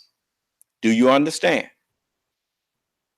You'll notice people who tyrants always are concerned about who coming in the door. They're always concerned about don't let nobody argue with me. I don't need nobody arguing with me. Put him out of here. Is that right? You ain't never heard me tell you to put somebody out because they was arguing with me. If I could not reach them in the way of civilized conversation and they keep throwing insults, I'll tell you, no, you can dismiss him from the class. I ain't got no time for that. And then I'll tell them, now, when you ready to talk to me in a civilized way and have a discussion, you come on back and I'll be glad to talk with you and hear your disagreements. But a disagreement is not a disagreement if it's not backed up by some facts. Facts are disagreements. If you present facts to people that are incomplete, then they may be able to show you facts that show you that your conclusion that you drew from the partial facts that were given to you, that conclusion you drew was wrong. Now, here's the other facts that show you that belong with those facts that you have. Now you can change your mind on what conclusion you drew because now you have another set of facts. Huh? All right. Now that's argument. But if you don't have any facts, you don't have an argument. All you have is disbelief. All you have is you are rejecting what is being put forth to you, but you don't have no argument. If you don't have any facts, If you can't say I disagree and this is why, and then you start showing the facts that contradict what the person is trying to present. If you have facts, then your facts speak for themselves. You hear people talking about they defend the truth. You don't defend the truth. The truth defends you.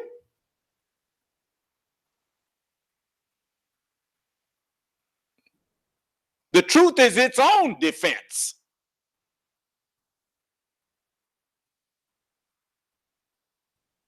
And the defense of whoever brings it.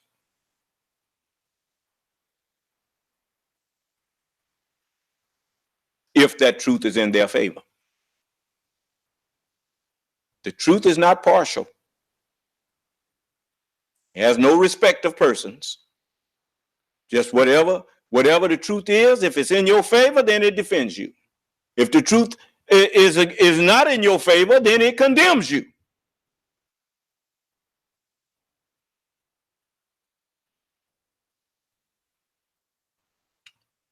So now he out here borrowing and stealing. You know, your adversary, the devil, came for to steal, to kill, and to destroy. Huh? You even hear him talking about freedom, justice, and equality. Now I wonder where he heard that at. Huh? Anyway.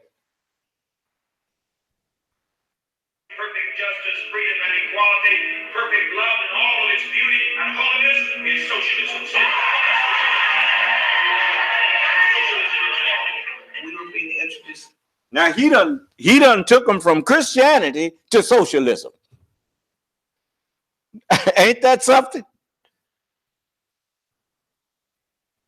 When, you know, these people, if they were so rooted and so in love with Jesus, what they doing talking about going from Christianity to socialism?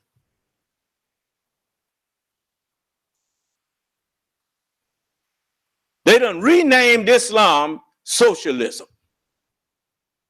Because Paul and Peter and them, they had everybody sell what they had and bring all of it and put it in one pool, and then they gave every man according to his needs. That's not socialism.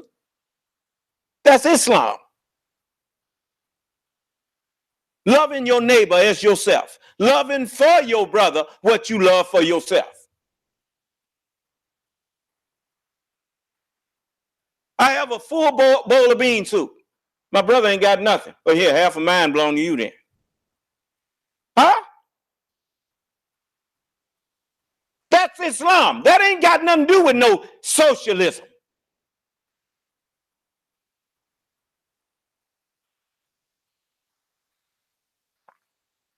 Oh, Yankee Doodle study putting stuff in there and calling it by another name. Huh? Stuck a feather in his cap and called it something else. What he called it? Macaroni. Is a feather in your cap macaroni? Well then. Don't tell me that when we pool our resources and share with one another and all of us work together for the benefit of the whole, don't be telling me that's socialism. That's Islam. But the only one who can set that up is God himself. Because the rest of you so greedy like dogs, as the book says, they are ravenous wolves. What is a wolf? He's a wild dog.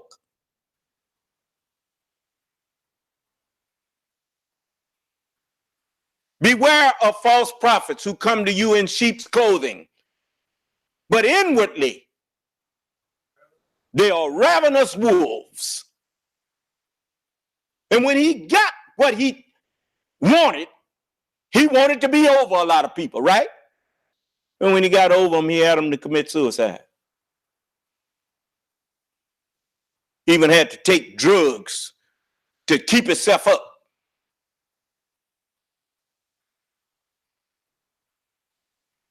I'll be up sometime 2, 3 o'clock in the morning. Do you see my eyes all the time red and like I'm about to fall out or something?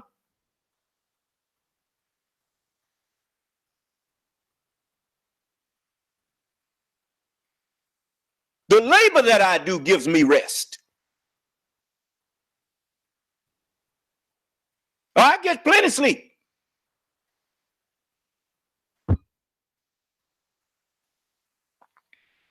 And I sure don't need no pill to keep me woke, nor to put me to sleep.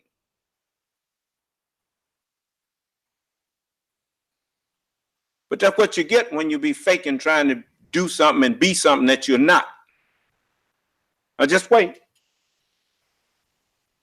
Socialism. Socialism meant that everybody would have the same. There would be no starvation. There would be no one going without any clothes. All the basic needs that a human being is supposed to have, they would have under socialism. See, those people are ignorant. They're walking naked.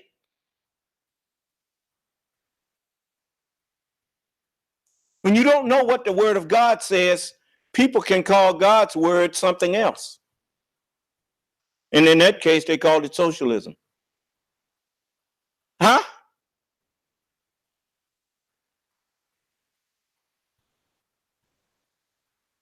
Now watch what happened to him when they did his thing.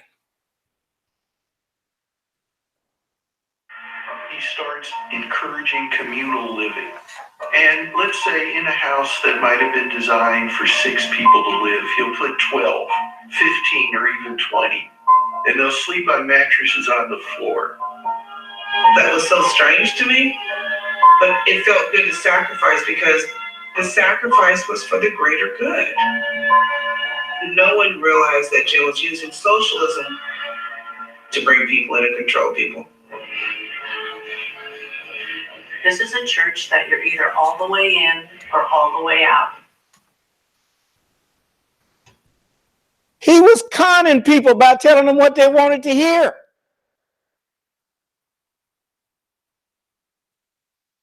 Most people, they don't recognize flattery. That's all flattery is. It's a con.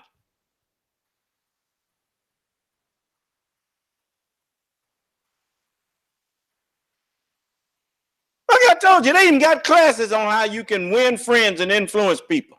How to win friends and influence people. How to con people. Well, they wouldn't say it like that. Then you know what they're doing. I remember when when I was in Bible school, they was talking about it had a one of the courses in there was public relations, and the instructor he said now look, he said, you know you got your Sierra together when you can tell somebody to go to hell and they enjoy packing for the trip. You understand what I'm saying? I understood it perfectly. I said, so in other words, you don't be genuine in the way you speak to people, but sometimes you can insult people in such way that they don't even have sense enough to know that you've insulted them. That's the way of thinking of a devil. That's not the way of thinking of men of God. So I didn't incorporate that into my character. Think up ways to insult people when they don't have sense enough to know they've been insulted. But that's the kind of world that I grew up in. And I've seen it. I've seen it in many ways. A lot of you done saw it. Don't you remember maybe a little fella that wasn't so well off and came to school in some of them out of date clothes or whatnot, and everybody was standing around telling him how shop, man, you clean as the boat of hell, right? And they was laughing at him, and he's standing there beaming because he thought you was complimenting him, right? So I know what it's like to be the butt of people's jokes. I don't watch people, and I've been the butt of people's jokes, but at least I knew that I was being the butt of a joke. I didn't always let people know I knew what they was doing.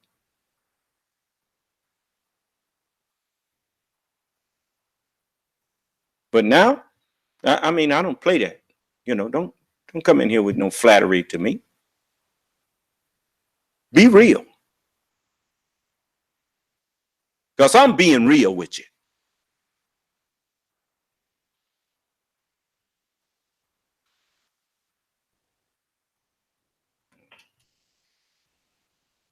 There's no in between. And this church expected you to give up everything. They didn't want people having sex, you know, because you're supposed to use your sexual energy for the cause. We were always asked to further our commitment. Are you willing to give up your little petty desires and reach your comforts, or are you just full of hot air? I don't own a car. I don't own any new furniture. I never buy any new clothes. I never bought a new pair of shoes in my life, and that's why I'm free. You're not free. You're a slave. You're doing just exactly what the man wants you to do. Everything was real simple. All the things that my mother had, antiques, china, and this beautiful home in Ukiah. Where did he get the term People's Temple from? Muhammad's temple. He's a thief. He saw the messenger and heard the messenger telling us, pool your resources. Get together. You're poor? Well, get together, pool your resources, and do for yourself. So he steals that teaching and puts it in his own words and then claims it.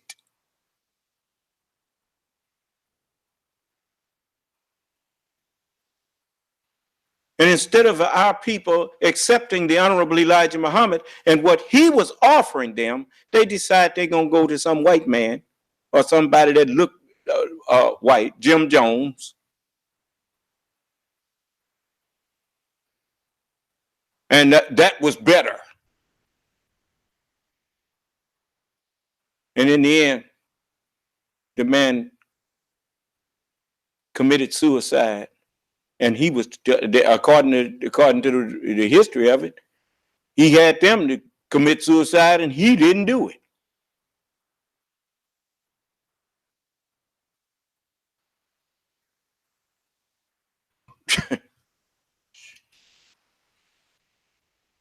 My mother gave her house up for Jim Jones. The whole idea of going communal is that you start to cut down on the outside influence. Everybody is working as much as possible. Jones said to one of his followers, the key is keep them poor, keep them tired, and they'll never leave. Jones' spiel was that family relationships are the sickest relationships of all. So the families were separated. I cared for 4 children myself that were not mine. They were someone else's children. Now Jones wants his followers to refer to him and Marceline as father and mother. Marceline, look. What does scripture say about calling people father? For one is your father. Is that right? But, you know, everything the scripture said, now they claim to believe in God and believe in the word of God. But they follow a man who's doing just the opposite of what God's word said do. And they were satisfied to do that. You know what most of y'all mean when you say you believe in the Bible? You mean what I used to mean before I accepted Islam. You mean that you believe that the Bible is from God, but you don't understand it. You sure don't understand the Bible. And proof of it is your life is a wreck.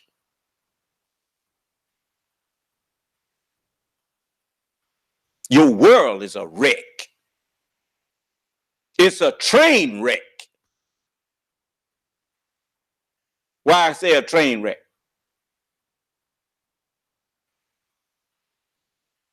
How many tracks can a train travel on at once?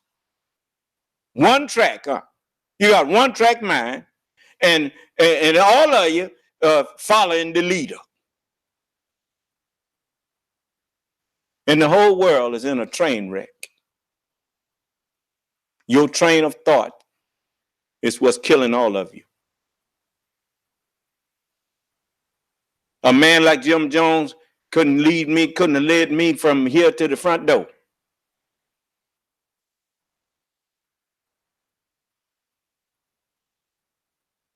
Because I could see through him. But you couldn't see through nothing. Even the government didn't see through him. He was getting government funds. And sometimes he was.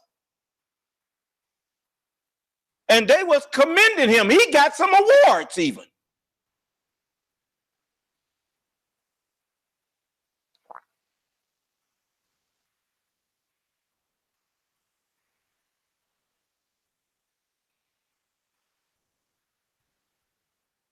So you are, every one of you. Then you had people actually comparing me to a man like that. Just keep looking. The idea they were a team, they were working together. He pretended he was a family man, but really that was all a facade. That was all the public persona. Nothing is as it appears. Most people had no idea Jim was not being faithful. He found another long-term companion. Her name was Carolyn Lee. And Carolyn was absolutely enraptured of Jim Jones. The things he was saying and doing mirrored her beliefs. As a young child, I think I first started noticing that when Jim would leave at night and come home in the morning,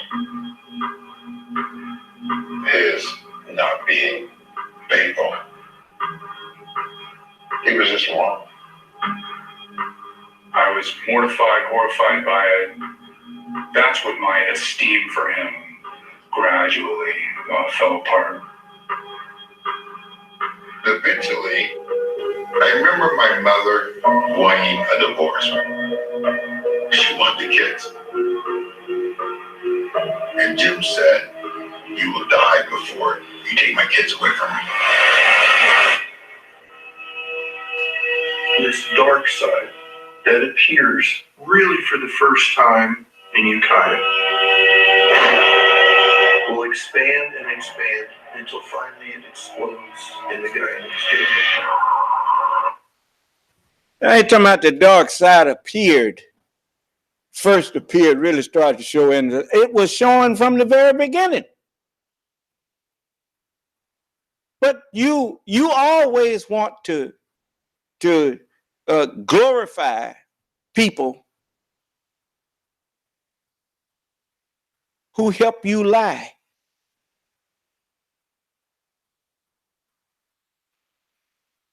That's what you're doing with Donald Trump.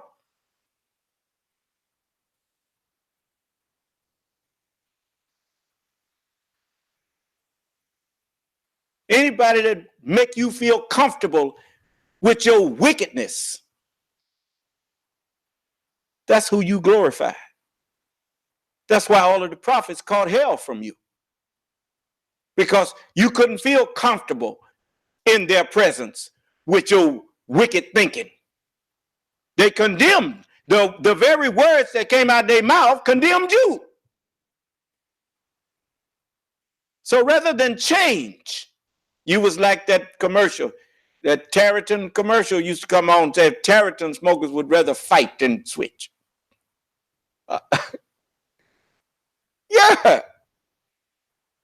I have to talk to everybody, see. These youngsters don't know nothing about that, but some of these older ones out there, they know what I'm talking about. So you are a bunch of hypocrites.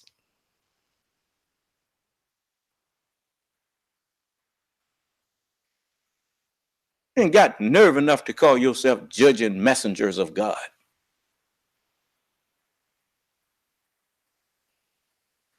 The Honorable Elijah Muhammad had plenty of authority. Did he take us off somewhere and tell us to kill ourselves?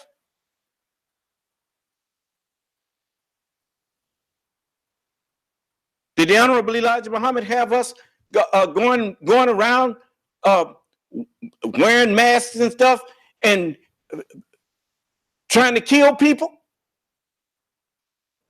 No.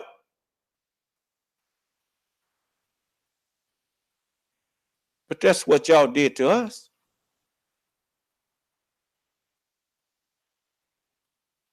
You still condones the Ku Klux Klan to be walking around here having rallies and all that kind of stuff, which is fine with me if that's what you want to do. It's your house. It's your country. And if you want to allow that, you go right ahead, boy.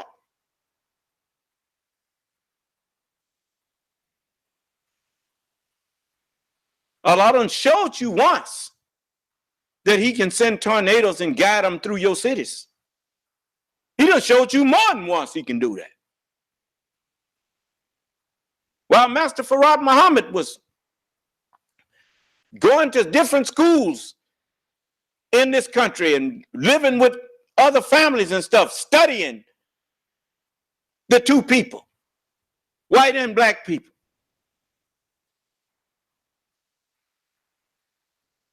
It was some stuff hidden in this country back then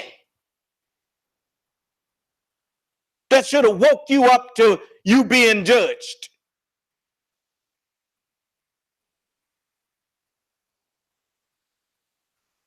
But you don't pay no attention like Pharaoh. Pharaoh didn't pay no attention to nothing. Let me show you.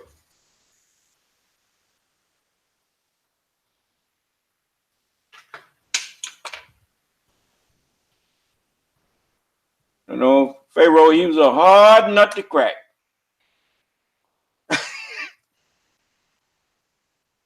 But you'd be surprised how much Allah can crack a nut.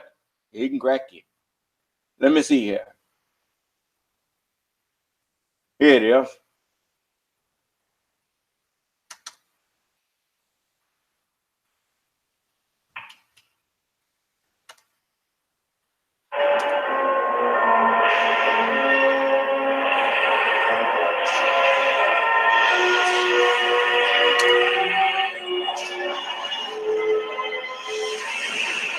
Just a moment. Let me try that again. Give me a minute.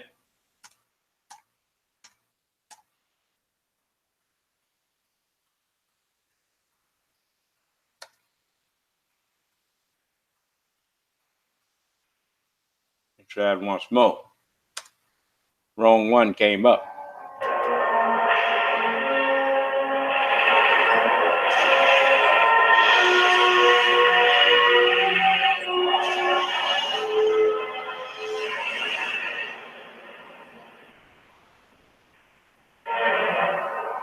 There is a dark force in the sky.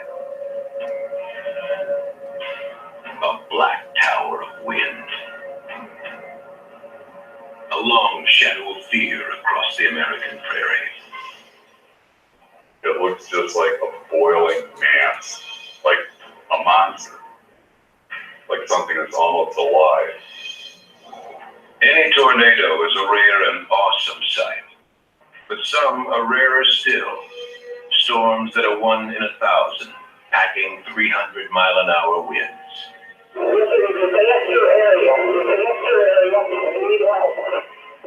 It's just terrible. I've never seen anything like it, and I don't want to again.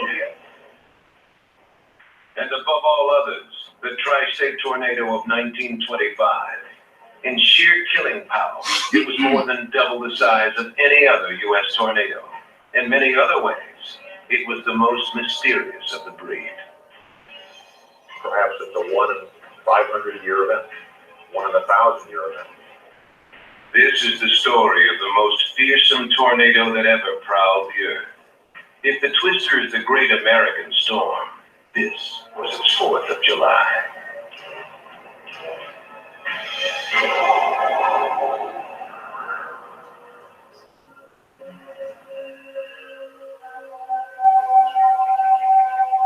In an almost forgotten time, people used to watch the sky the same way we watch television and computer screens today. At least James Alden Cruz did. We would sit out on my front porch and make figures out of clouds in the sky. That's all we knew. But she never saw the mysterious dark cloud that carried away her school, her town, and parts of 3 states. How I got out, I don't know. Few who saw the great funnel cloud would live to tell about it, but other twisters have left spellbound audiences. The first Europeans in North America were astonished by fearful apparitions from the sky. They had many names for them: whirlwinds, cyclones, tempests, the finger of God. From the Spanish came the name that stuck: El Tornado, or the spiral. They occur in most countries of the world, in every state in the Union, but their preferred haunt is the American Great Plains, the atmospheric mixing bowl known as Tornado Alley. Tornado Alley is a prolific severe weather and tornado producing region of the world because it's a region where tropical moisture from the Gulf of Mexico intersects drier air that floods out of the desert southwest and the Rocky Mountain chain. Its silhouette against a prairie landscape is one of the most mesmerizing sights in nature. Its spinning vortex has long made Hollywood screenwriters dizzy with ideas. Even astronomers have found inspiration in the twister. In the mechanics of its spiraling motion, they see a blueprint for the creation of galaxies. Tornadoes are a cosmic experience. It's the cosmic forces of the universe. It's not an impact of a comet on Jupiter. It's not a supernova in another galaxy. It's right here. Yet, where tornadoes have crossed paths with people, there is one overriding reaction: primitive terror.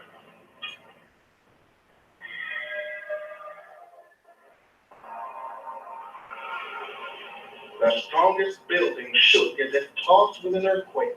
The air was black with whirling eddies of house walls, roofs, chimneys, huge timbers torn from distant ruins, all shot through the air as if thrown from a mighty catapult. Henry Tully, Natchez, 1840. The Natchez storm of 1840 may be the most perfect example of a storm in the wrong place at the wrong time. The tornado came up the Mississippi River a mile wide at a point where the Mississippi is a mile wide, so it encompassed the entire river and a good part of the town. At least 317 deaths were counted on the river and at Natchez. It was America's worst natural disaster to date.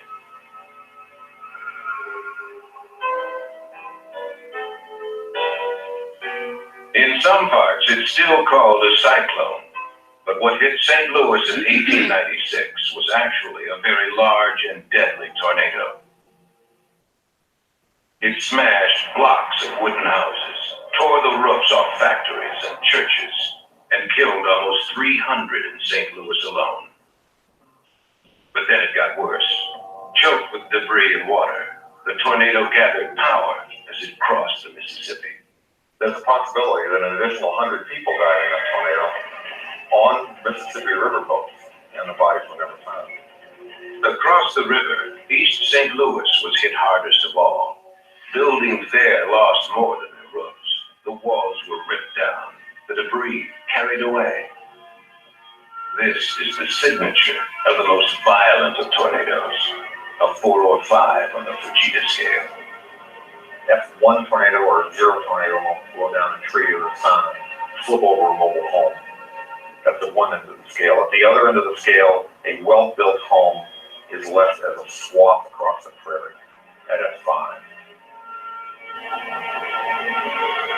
The F5 is both the rarest and most destructive of all storms. Almost 30 years would go by before America would see another catastrophic F5.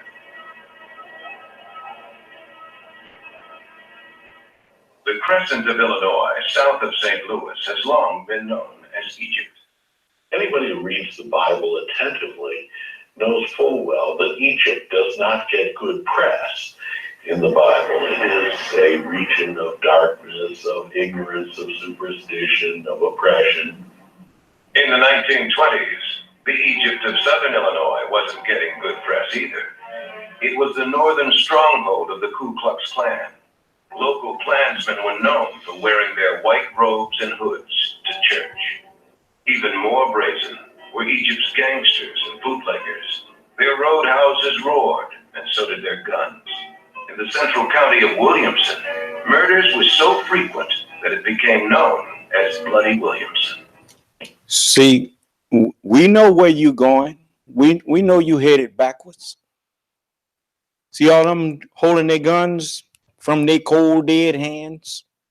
That's what you say right now. Everybody wants a gun. That's because you have murderous hearts. And the same thing that happened back then, that road still exists. The resources for tornadoes that's going to make that look like it was just a little child's toy. That's what's coming for you. So I want you to see this. You notice they didn't show you the KKK for nothing. Watch what happens. It was a time of lawlessness, of corruption of government officials. Some would interpret the horrible events that were about to take place as a judgment upon the sins of Egypt. Divine vengeance, it seemed, was kicking up in the wind. There were also plenty of honest working people in this part of America. Farmers soldiered on despite hard times. The recovery of European farming from World War I had made crop prices fall everywhere else. But coal mining was booming. Men who earned a living in the mines counted themselves lucky, particularly on March 18, 1925. You couldn't do much better on that day than be deep underground in a mine shaft.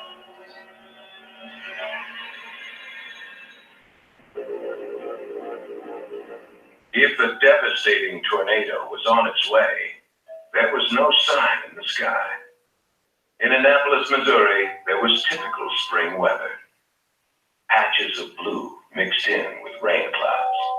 This was not a day where people walked out and said, gee, the sky is really ugly looking, it's very windy, and we're going to get a bad storm today. And all of a sudden, this very, very strange light falls over everything. Through the windows of the Annapolis schoolhouse, the sky darkened to a deep charcoal, as it will on a spring day. Bernice Jones and her classmates heard a seemingly familiar sound. Like a train, like a heavy loaded train that was really pulling. But the rapidly approaching sound wasn't that of a train. At that moment, Bernice's father was 450 feet underground in the lead mine. There was a faint rumbling overhead, followed by total power failure. The miners were stranded in darkness. A narrow staircase, their only route to daylight. No hoist, 450 feet. They would start a man, and they had landings every so often, you know.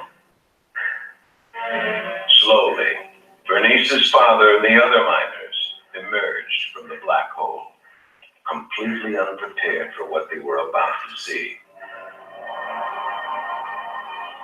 Devastation. But he just couldn't believe his eyes. He just couldn't imagine how that could happen. A giant tornado had touched down in the wilderness a few miles away and had made a terrible visitation upon the little town. It came over the ridge, just swept through the town and took most of the town away with it. Mysteriously, there were no reports of a funnel cloud at Annapolis. What witnesses saw was something that looked like a dark, ground-hugging fog. It didn't look particularly menacing or anything. It just looked like fog rolling along the hills. The mysterious fog left Annapolis and swallowed the tiny community of Beeley, Missouri. Going on to the floodplain of the Mississippi River, where again, witnesses recalled a tumbling black cloud. It looks just like a boiling mass, like a monster, like something that's almost alive. Legend has it that the Great Twister parted the Mississippi as it crossed, and that on the Illinois side of the river, it rained fish. Stranger things would soon follow, and more horrible. For the tri-state tornado had only started its deadly work. There were still 2 more states to cross.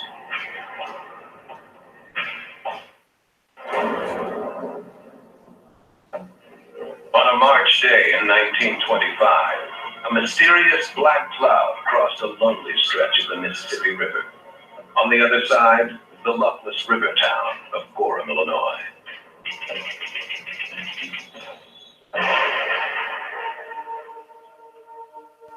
In the floodplain of the Mississippi, Gorham was accustomed to periodic damage from the elements.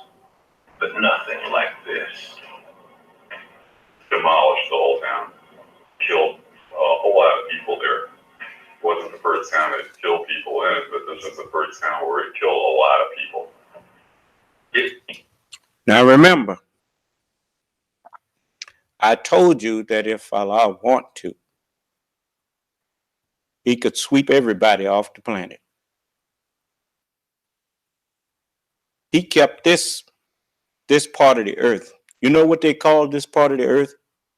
For the most part of the time that the history of the earth been being kept, it's called the worst part of the planet Earth.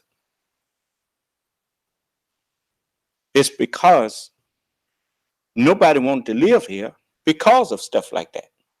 Allah was keeping it preserved for when he put this nation here, to put Abraham's seed in slavery and to produce the Son of Man. Now he's going to show you and remind you that don't nothing happen by accident here.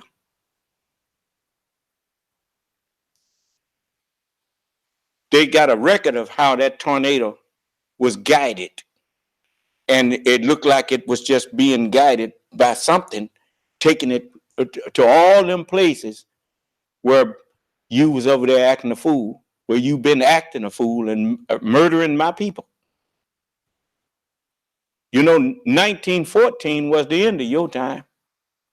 You were told to stop all of your foolishness in the Sabbath day.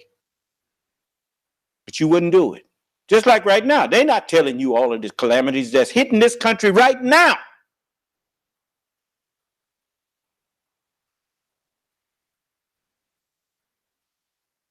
They ain't gonna have to tell you in a minute. You just keep watching.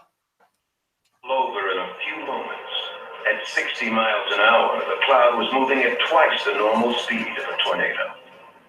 60 miles per hour was not the speed back then that people associated with anything. Certainly the cars didn't go that fast, what few of them there were. Most people still had horses and buggies. Gorham never really knew what hit it. And 10 miles away, a much larger town never knew what was coming.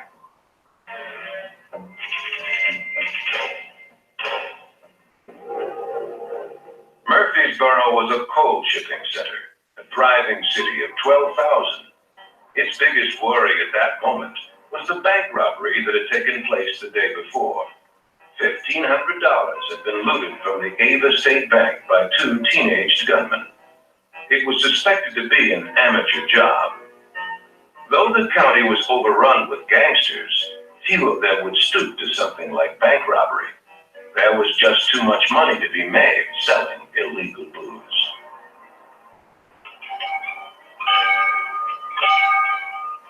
That afternoon, children filled the classrooms at the John A. Logan School, which had been condemned a year earlier.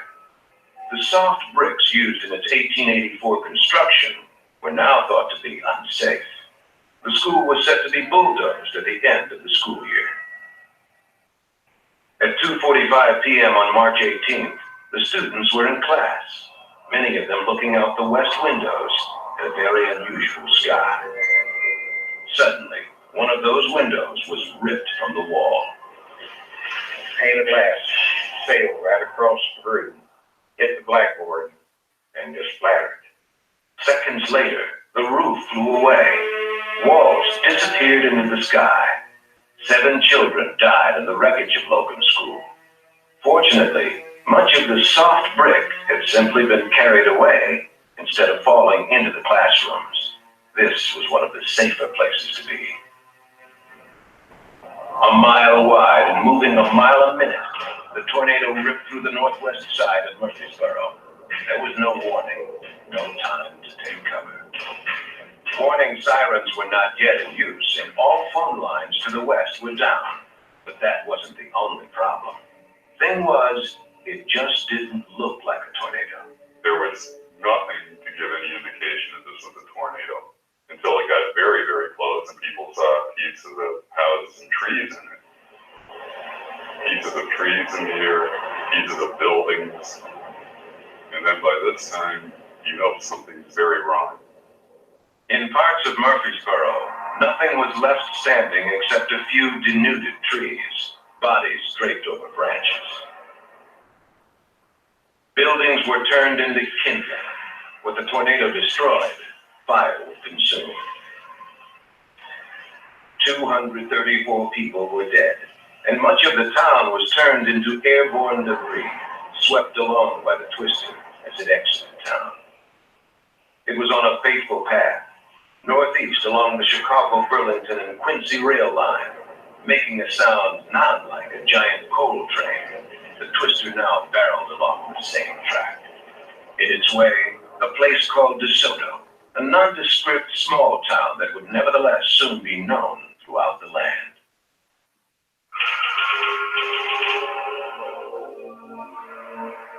Jane Alban Cruz was then in the 4th grade. The girl who loved clouds was the daughter of the town banker and general store operator. The Albans were one of the prominent families in this village of 1600. At 2:50 that afternoon, Jane was in her 4th grade class. Her future husband, Garrett, was in 8th grade. School would be out in less than 10 minutes. Jane and Garrett were still at their desks when the twister struck. The next thing I recall, I was in the coal bin, buried in coal. Through his classroom window, Garrett Cruz watched a girl who was late in returning to class. I happened to look at the right time. I just saw her for an instant, but I didn't see her off the ground moving horizontally over the ground. She was later found dead, rolled up in a wire fence which bounded the north side of our school ground. 37 other children died in the twisted ruins of the schoolhouse. Never had a tornado killed so many children in one place in the U.S. And the rest of DeSoto was hit just as badly. Many of you have been living under the illusion that all of the murders that you committed against black people went unanswered. You finding out now that nobody got out of this life and didn't get paid back for what they did.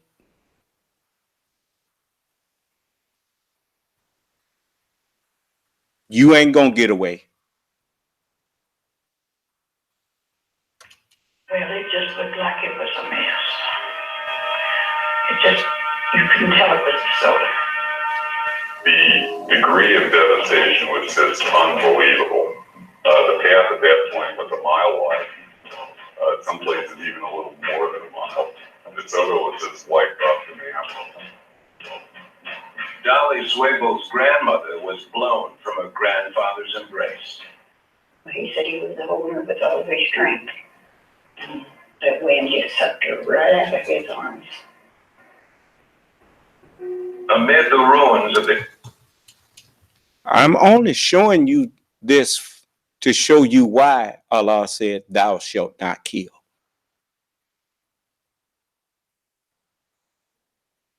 He said, hold your peace. I will fight your battles.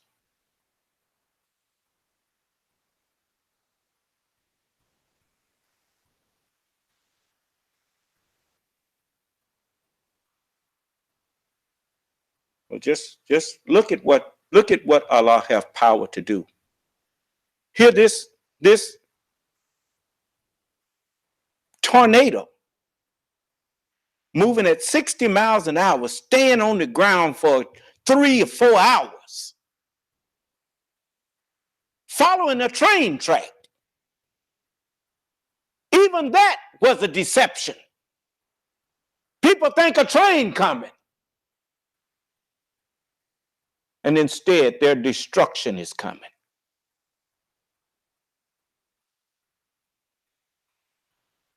Just pay attention. Bank and general store.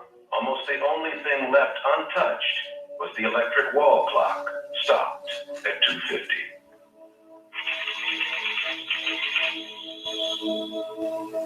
Another 12 miles up the tracks was West Frankfort. The gritty coal mining town was bracing itself, though not for a tornado. The Ku Klux Klan was about to stage a rally nearby. The Klan was a lightning rod for the area's anti-Catholic, anti-immigrant sentiment. Its ad for the rally contained a curious turn of phrase: everybody welcome. But something was on its way that would steal the Klan's thunder. They did say everybody welcome, didn't they? So the tornado came up there.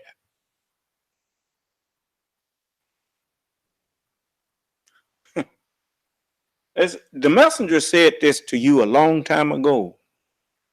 He said, you think the black man done been on this earth for trillions of years and have not learned how to protect itself?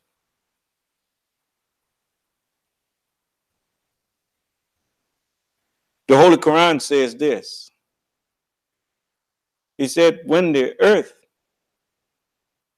becomes empty and casts forth what's within it and listens to its Lord and is made fit. What you thought that was talking about?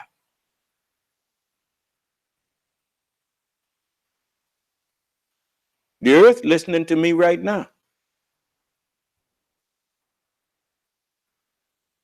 How else would you explain when I'm standing up talking and it get too loud out there with the wind and stuff, and I say, well, we don't need this. Next minute it's gone. Huh? How many times have that happened? Is that coincidence? You think that's just what that is? Coincidence? Now understand something now. Ain't nobody told me that that's supposed to happen with me. I mean, I trust that that's doing that because of me. You know why I trust that? Because the Honorable Elijah Muhammad said, the forces of nature have been ordered to fight on the side of the Mahdi.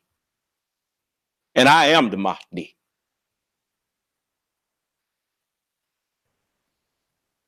It's no secret to me why the people over in the East ain't calling themselves threatening me or whatnot. They've been getting them storms, floods, and some of everything happening over there. You better shut your mouth at me.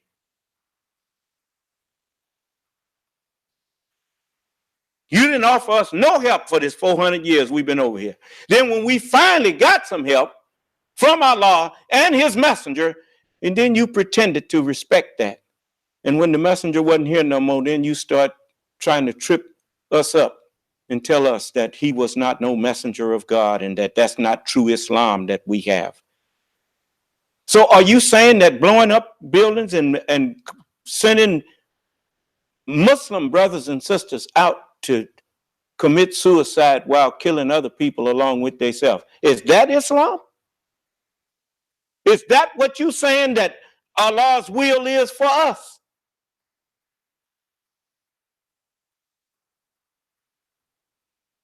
Just like when Pope Minister Farrakhan thought that Gaddafi was his friend when Gaddafi told him that he would finance, if we would rise up in America and attack America, he would finance us with the wealth of Libya. Man was trying to get you to commit suicide. Would a friend do that?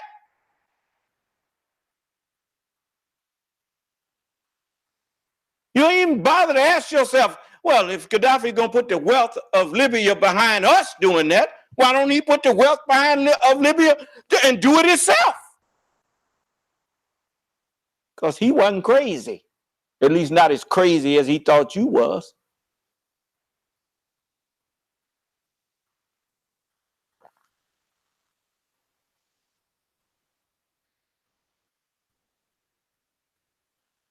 The same way that Allah kept the rest of the world from coming here with them forces there, he going to use them same forces, if necessary, to protect me and those with me. And those of you who think you going to do something and keep on doing this wickedness that you done, he going to wipe you off the earth. But he told me to warn you first. And that's what I'm doing. And just in case, I'm even showing you what has happened before. Then I'm going to update you. I'm going to bring you up to date. Deep beneath West Frankfurt, the coal mines were suddenly plunged into darkness. The ground shook to a distant train-like roar. And the miners emerged from the coal shafts to a grotesquely disfigured world. The town's water tower had been hurled partly into the ground. 40-ton rail cars were scattered like model trains. One freight car deposited neatly atop a line of Model Ts. And where the miners' houses had stood, scenes of cruel devastation. Not only is the house destroyed, but where there's nothing left standing, not a single wall, but the debris carried away. So it just looks like something came in, blew everything up, and bulldozed it. Engorged with debris, the twister moved into the farmlands of southeastern Illinois. The misery of a nationwide depression in agriculture was now compounded by the tornado. Farm after farm was just swept away. People didn't know what was coming. It was a huge black mass. People thought it might have been just a big dust storm. They had no idea that it was a monster tornado 3/4 of a mile wide on the other side of that dust. Farmers who were very weather-wise, and normally in U.S. history, it is very rare to have a farm owner die. 30 farm owners died in that tornado.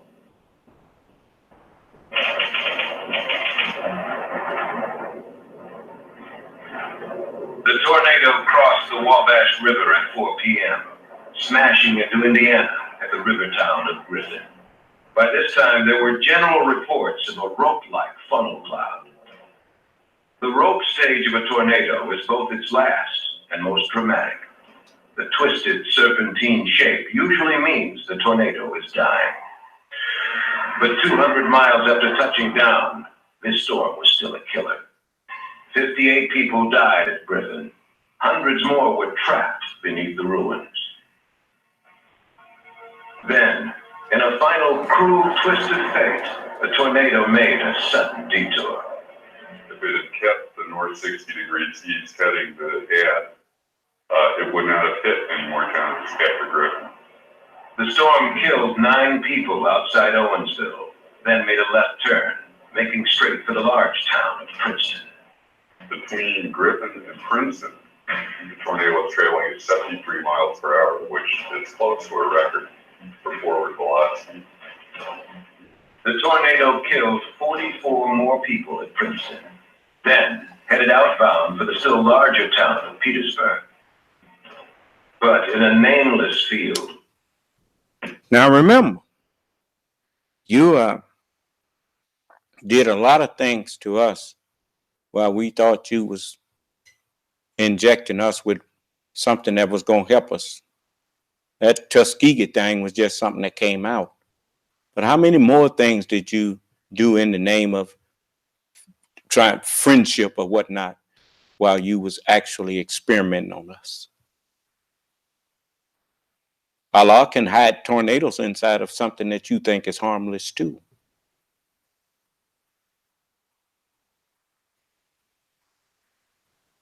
Okay. Don't say I didn't warn you and I showed you. You know it can happen because you done seen it. twisters suddenly vanished. Like almost everything about this storm, it made its exit in mysterious fashion. No one saw it coming, no. I'd go. I suppose what happened is the circulation just drooped. Then headed outbound for the still larger town of Petersburg. But in a nameless field west of Petersburg, the twisters suddenly vanished. Like almost everything about this storm, it made its exit in mysterious fashion. That was just Allah's way of showing you that it wasn't no accident.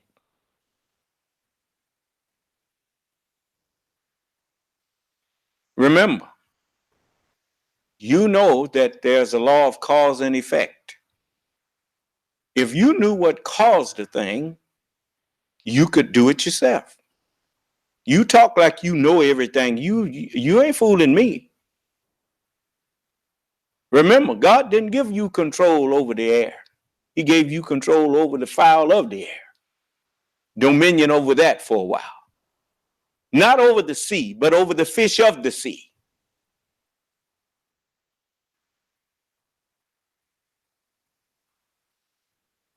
But the dominion over those things have always been and will always be under the control of the original man.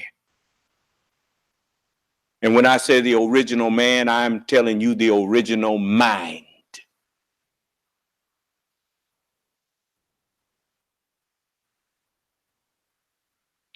And when he decrees a matter, he only wills it and says be, and that's that.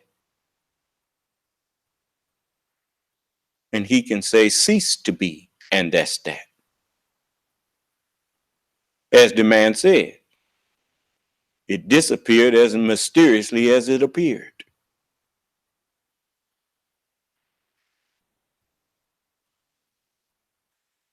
Now, I mean, they talks about it quite a bit more, but I want to show you that I ain't got to go way back there to get nothing.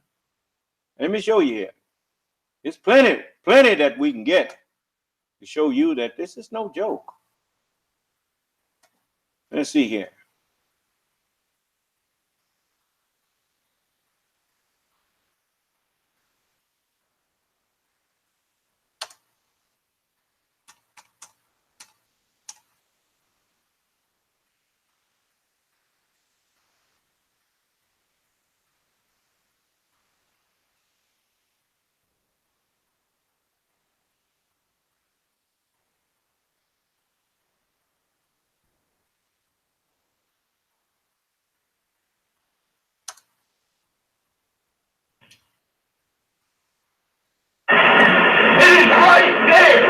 April 2011.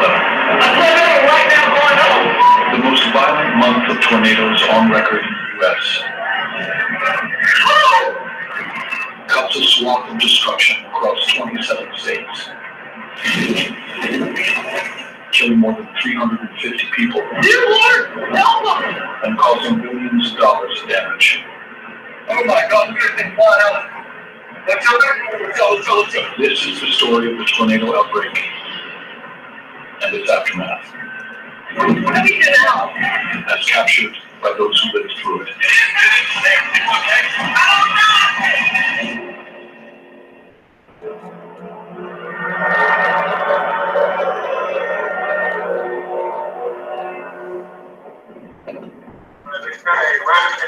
Large wall cloud, along with hail and order both on sides. So far, numerous thunderclouds, but we have not had anything on the ground like this yet.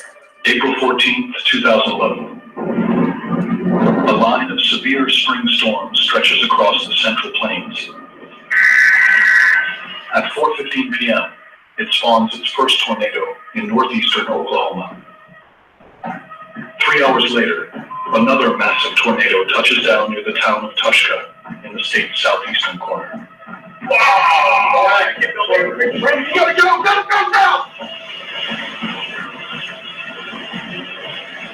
What? Come on! Go! By the end of the day, at least 29 tornadoes touch down, killing 4. And as the system moves east, forecasters predict even more violent weather. It is coming down. Local storm watcher from his front door. Obviously, he ain't going out there on it. We think we've seen rotation in Quincy. And it's a call. Fun footage of life. This is the first time you really got done this. Yeah. I've never been dumb enough to go chase storms. Yeah. But you put it up now. Yeah, I'm sure this time, you know, 40 of the climate lab when that thing went off. I just went there with has issued a tornado warning for a neighborhood county in northeast Mississippi. A tornado warning has been issued until 1 p.m. Central Daylight Time for the following counties until the County, Mississippi. All right, everybody, we're heading to Macon, Mississippi. We're going to try to get back to some acting jack.